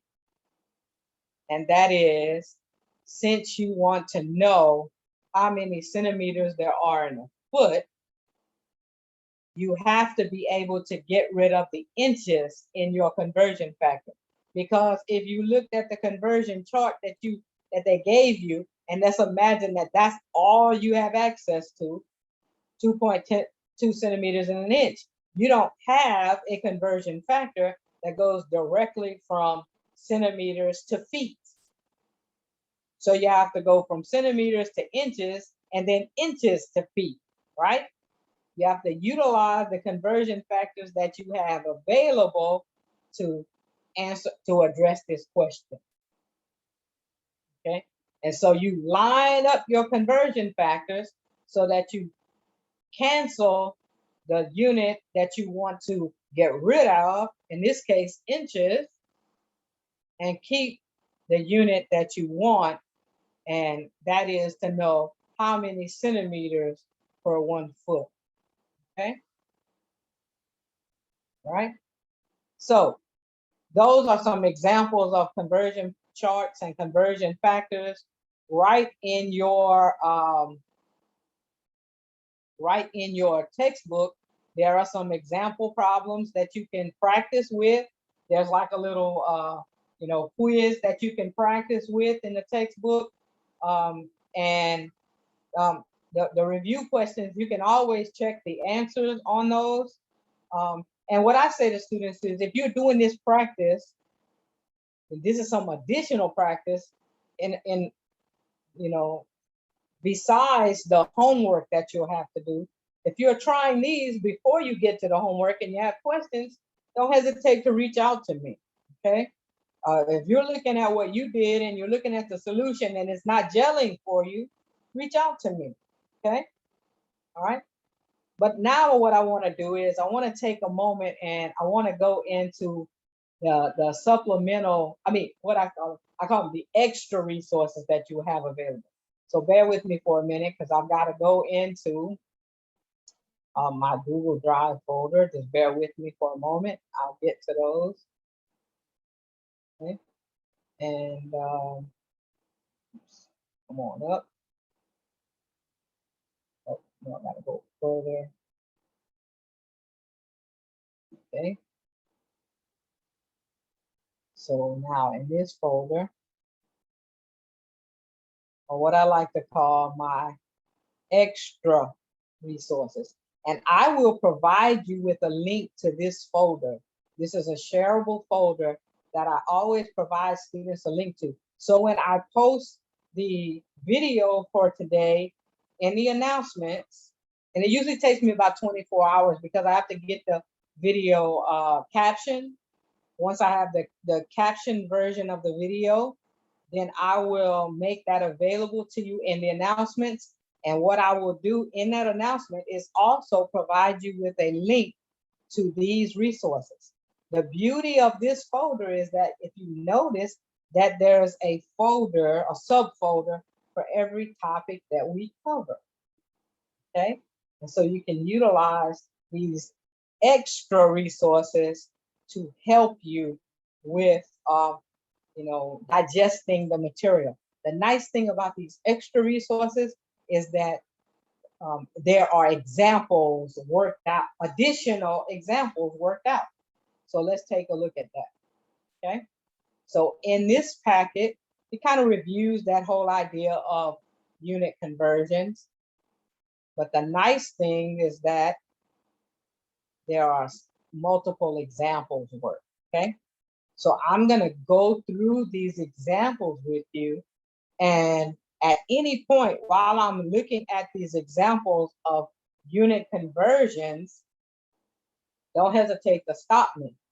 When I finish that, I'm gonna go back and I'm gonna look at, I'm gonna pay some particular attention to the property density because it's an example, a nice example of a derived property. Okay, so that's what we're gonna spend the remaining time together doing.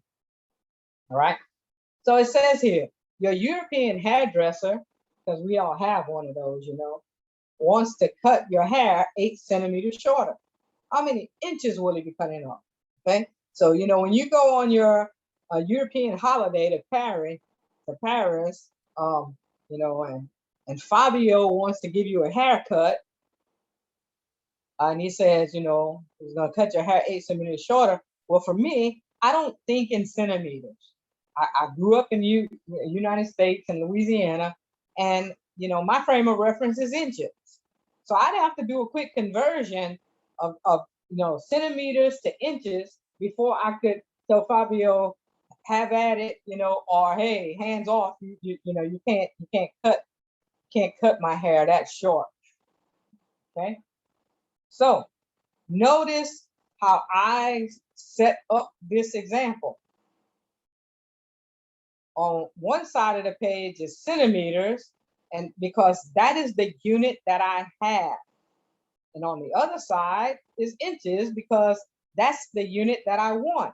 So I kind of visualize, what am I starting with and what do I want to end up with? What unit do I have and what unit do I want? And notice what I did here.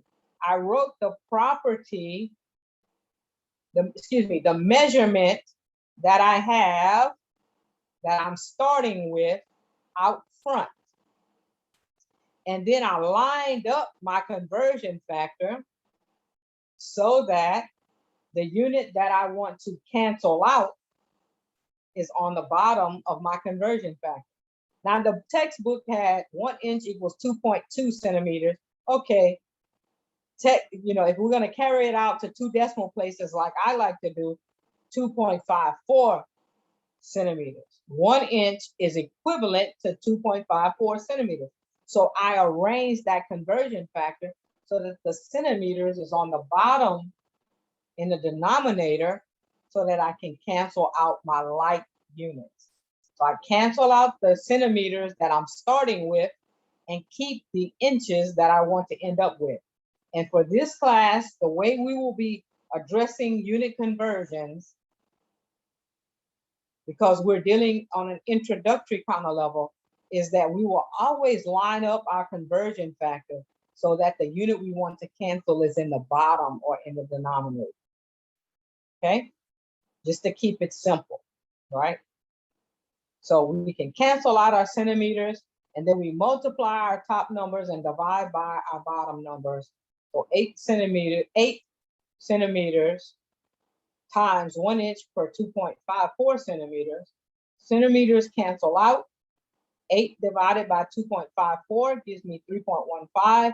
And the unit that I have remaining is the inches that I want.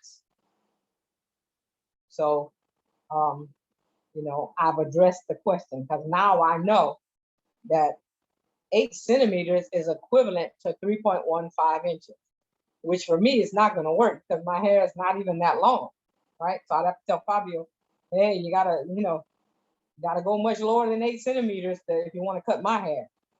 All right. Any questions on this example?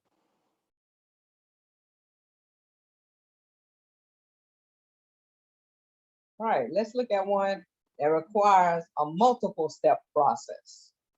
Okay, here's another example of a unit conversion. It says, how many milliliters are in 1 quart of milk? So I'm starting out with quarts. I want to end up with milliliters. But the conversion chart that I'm using doesn't have a conversion factor that goes directly from quarts to milliliters. The conversion chart that I'm using has a conversion from quarts to liters, because that's a logical conversion factor, because a liter and a quart are closely matched in size. And the chart that I'm using also has a conversion factor between milliliters and liters. So now if you pay particular attention to this conversion, you notice that we started out with English units. We converted that English unit quarts to metric unit liters, and then we did another conversion within the metric system of liters to milliliters. Okay, see, that's the beauty of this dimensional analysis technique that is utilizing the idea of a conversion factor and canceling like units. The beauty here is that we can do any conversion we want as long as we have a conversion factor. Okay. So we're starting off with 1 quart. In the first step, we utilize 1 liter is equivalent to 1.057 quarts. And we line up that conversion factor with the quarts in the denominator because we want to get rid of quarts. But that we're not done after the first step, because it didn't ask me how many liters, it asked me how many milliliters. So I have to do a second conversion to convert my liters to milliliters. And that conversion factor is 1,000 milliliters equal 1 liter. And I line it up so that the liters portion of the conversion factor is in the denominator, so I can cancel out liters. And then I multiply my top numbers and divide by the bottom numbers. That's 1,000 divided by 1.057, which gives me 946 milliliters. Okay, because my quarts and my liters cancel, and I'm left with milliliters. Now, oftentimes, students will break this up into a 2-step process. First, convert the quarts to liters, and then convert the liters to milliliters in a 2-step process, and not all together like they're doing here. That is perfectly fine. Perfectly fine. Okay. Any questions about this example?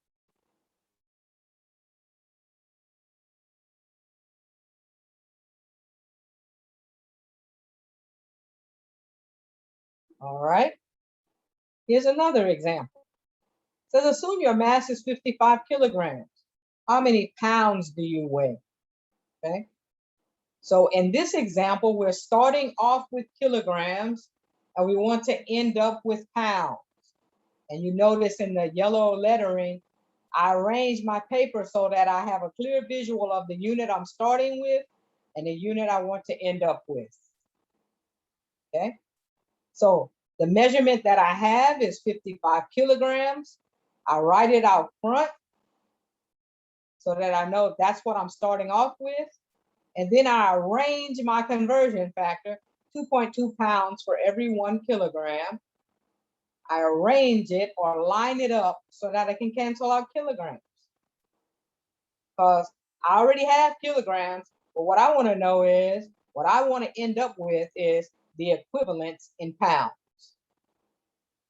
So I cancel out my kilograms, and then I multiply 55 times 2.2 and divide by 1, which gives me 121 pounds.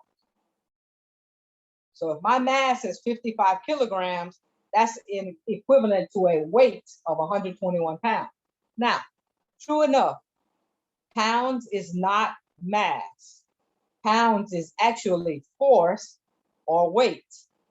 But because on planet Earth, gravity is constant, we have a mass weight equivalence, okay? And the more we delve into, our understanding of physical properties, I will, ask you to be mindful of the distinction between mass and weight. But at this stage, we're just practicing converting. There's a conversion factor between the two that allows us to do that conversion, no problem. What questions do you have about this particular example?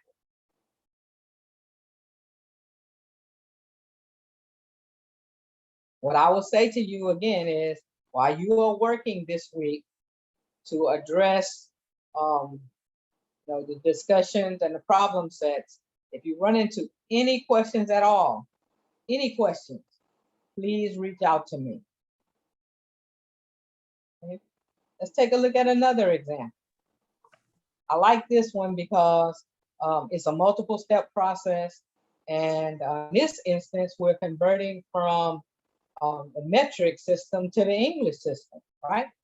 So we see, once again, that we can utilize conversion factors in this dimensional analysis technique to make any conversion we want, as long as we have a conversion factor, right? So in this question, they asked, how many feet long is a 5K, a 5-kilometer race, okay? So the measurement that we're starting with is in kilometers. We have 5 kilometers. And the equivalent measurement that we want to end up with has to be in feet. Okay. So now, if I look at the conversion chart that I'm using, for example, I don't have a conversion factor that goes directly from kilometers to feet.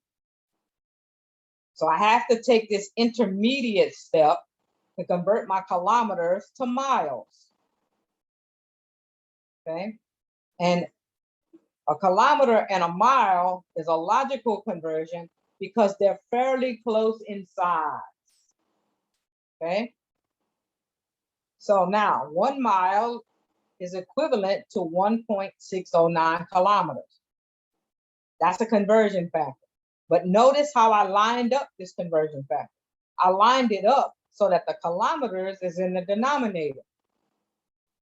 Okay. And with the kilometers in the denominator, I can cancel them out because I have like units. All right. But I'm not done yet because they didn't ask me for miles. And please note that the abbreviation for miles is not M. That's the abbreviation for meters. The abbreviation for miles is MI. Okay. So when I finish that first conversion or that first step, I'm left with miles. But I have to take it a step further because they asked me for feet. So I have to utilize the conversion factor, 5,280 feet for every 1 mile. And notice I line up this conversion factor so that I eliminate the miles and keep feet. So multiply 5 times 5,280 and then divide it by 1.609. You get 16,408 feet. So if you run a 5-kilometer race, you run the equivalent of 16,408 feet. And notice what we did here. We took our kilometers and converted it to an English unit, miles, and then we took our miles and converted it to another English unit, feet. Okay, so we can do all sorts of conversions with this technique because all we need is a conversion factor that gives us the equivalent in 1 unit, between 1 unit and another unit. Okay, what are your questions about this example?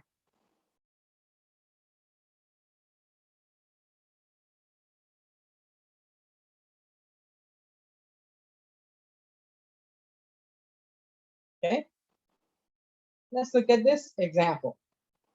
It says, how many grams does a 10-pound bag of potatoes weigh? So we have a 10-pound bag of potatoes, and we want to know what's the equivalent measurement in grams. Okay, so notice I'm starting with pounds, and I want to end up with grams. So 10 pounds is the measurement that I have. And the first thing that I do is I'm converting those pounds into kilograms. So notice I have a conversion factor, 1 kilogram for every 2.2 pounds. Hey, we used this conversion factor once before, but if you go back and look at the previous example that utilizes this conversion factor, it was lined up different. But now we line it up so that the pounds is in the denominator of our conversion factor so that we can cancel it out. So after this first step, we convert our pounds to kilograms. But we're not done yet because they didn't ask us for kilograms. They want to know what's the equivalence in grams. So now I use the conversion factor, 1,000 grams for every 1 kilogram. And I line up that conversion factor of these two measurements that are equal. 1,000 grams and 1 kilogram are equivalent, but I line it up so that I cancel out the kilograms and keep the grams. Finally, I'll multiply all my top numbers and divide by my bottom number. 10 times 1,000 divided by 2.2 gives me 4,545 grams. So a 10-pound bag of potatoes has an equivalent mass of 4,545 grams.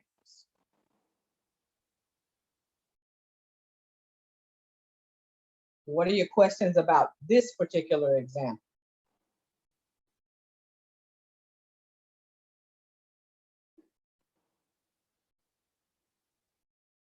All right.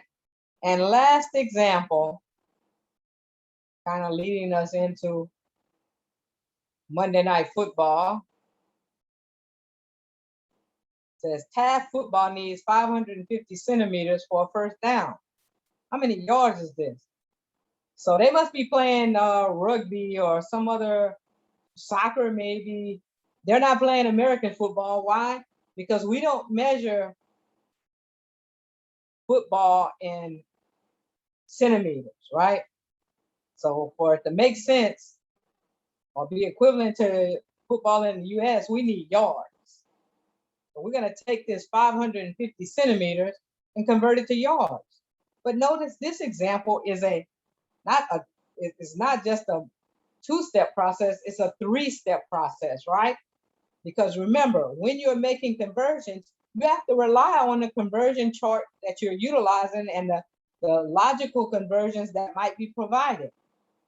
So in this case, they gave us the equivalence between inches and centimeters. 1 inch equals 2.54 centimeters. They gave us the equivalent between feet and inches.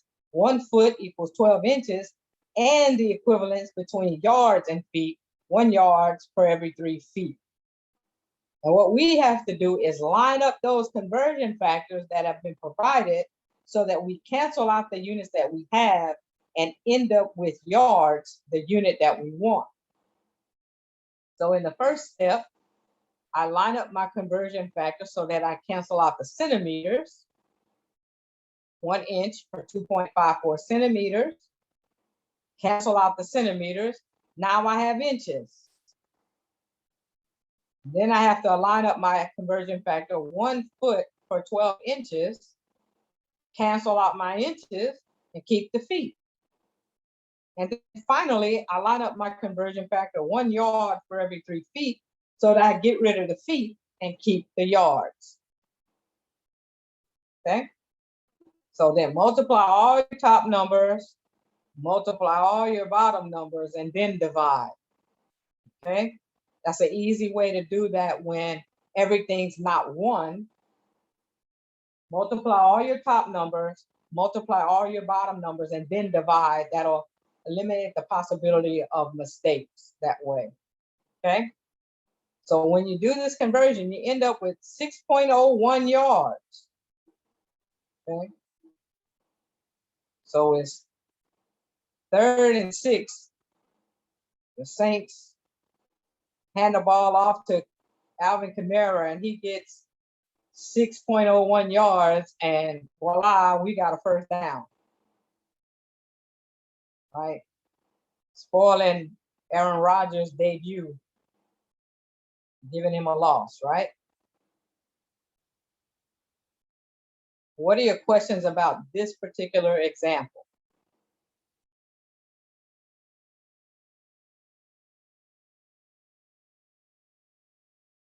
Now, I'll remind you that you could have broken this down into 3 steps and done each step separately, convert the inches, then convert the feet, then convert the yards in 3 separate steps. That's perfectly fine. Okay? And if you have another technique that you like to use, as long as you show me, that's perfectly fine. You do not have to set it up the same way that I did here. Set it up according to the method that you're comfortable with. But if you don't have a method, you can definitely use my method. But no matter what method you use, you must show me your work.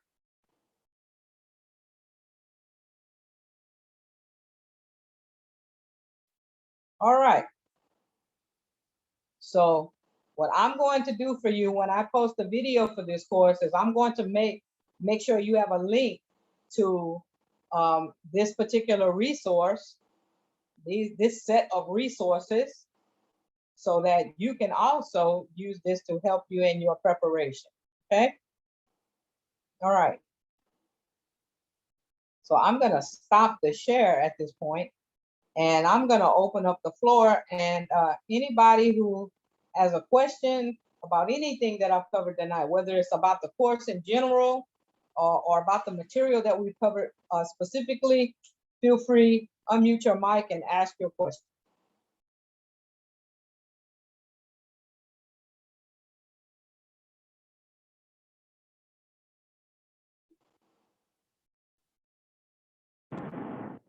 Hey, hello? Yes, Hey, you did say we can use the conversion charts for the test, correct? you can. Now, when It you has to take, be a printed copy. that's right, it has to be printed copy. You can utilize any printed resource you like, whether it's a textbook, documents that you might have created on your own, or something you photocopied from somewhere. You can use the solutions that I'll be sharing. Any printed resource is fair game for any of the exams, and most definitely the homeworks. But what you're not allowed to do during an exam is use like websites, right? Because I have no way to police that.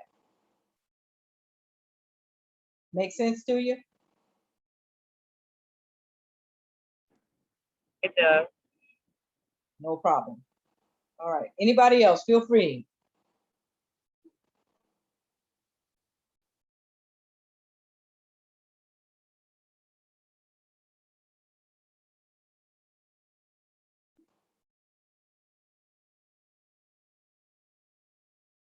All right, so that will about do it for our first meeting. Well, our first meeting since the hurricane. I want to once again thank all of you for taking the time to join in. I know that for some of you, this is not an easy endeavor because you might be utilizing a phone or utilizing internet at a friend's or family member's house. I want to wish each of you a continued and speedy recovery if you're, having to go through that whole process at this point. And if I can be of support with any questions that you might have regarding this course or just something in general about how things are proceeding at the college, don't hesitate to reach out to me. Okay. It's going to take all of us being supportive of one another to rebound from all of this. So y'all take care and please be safe.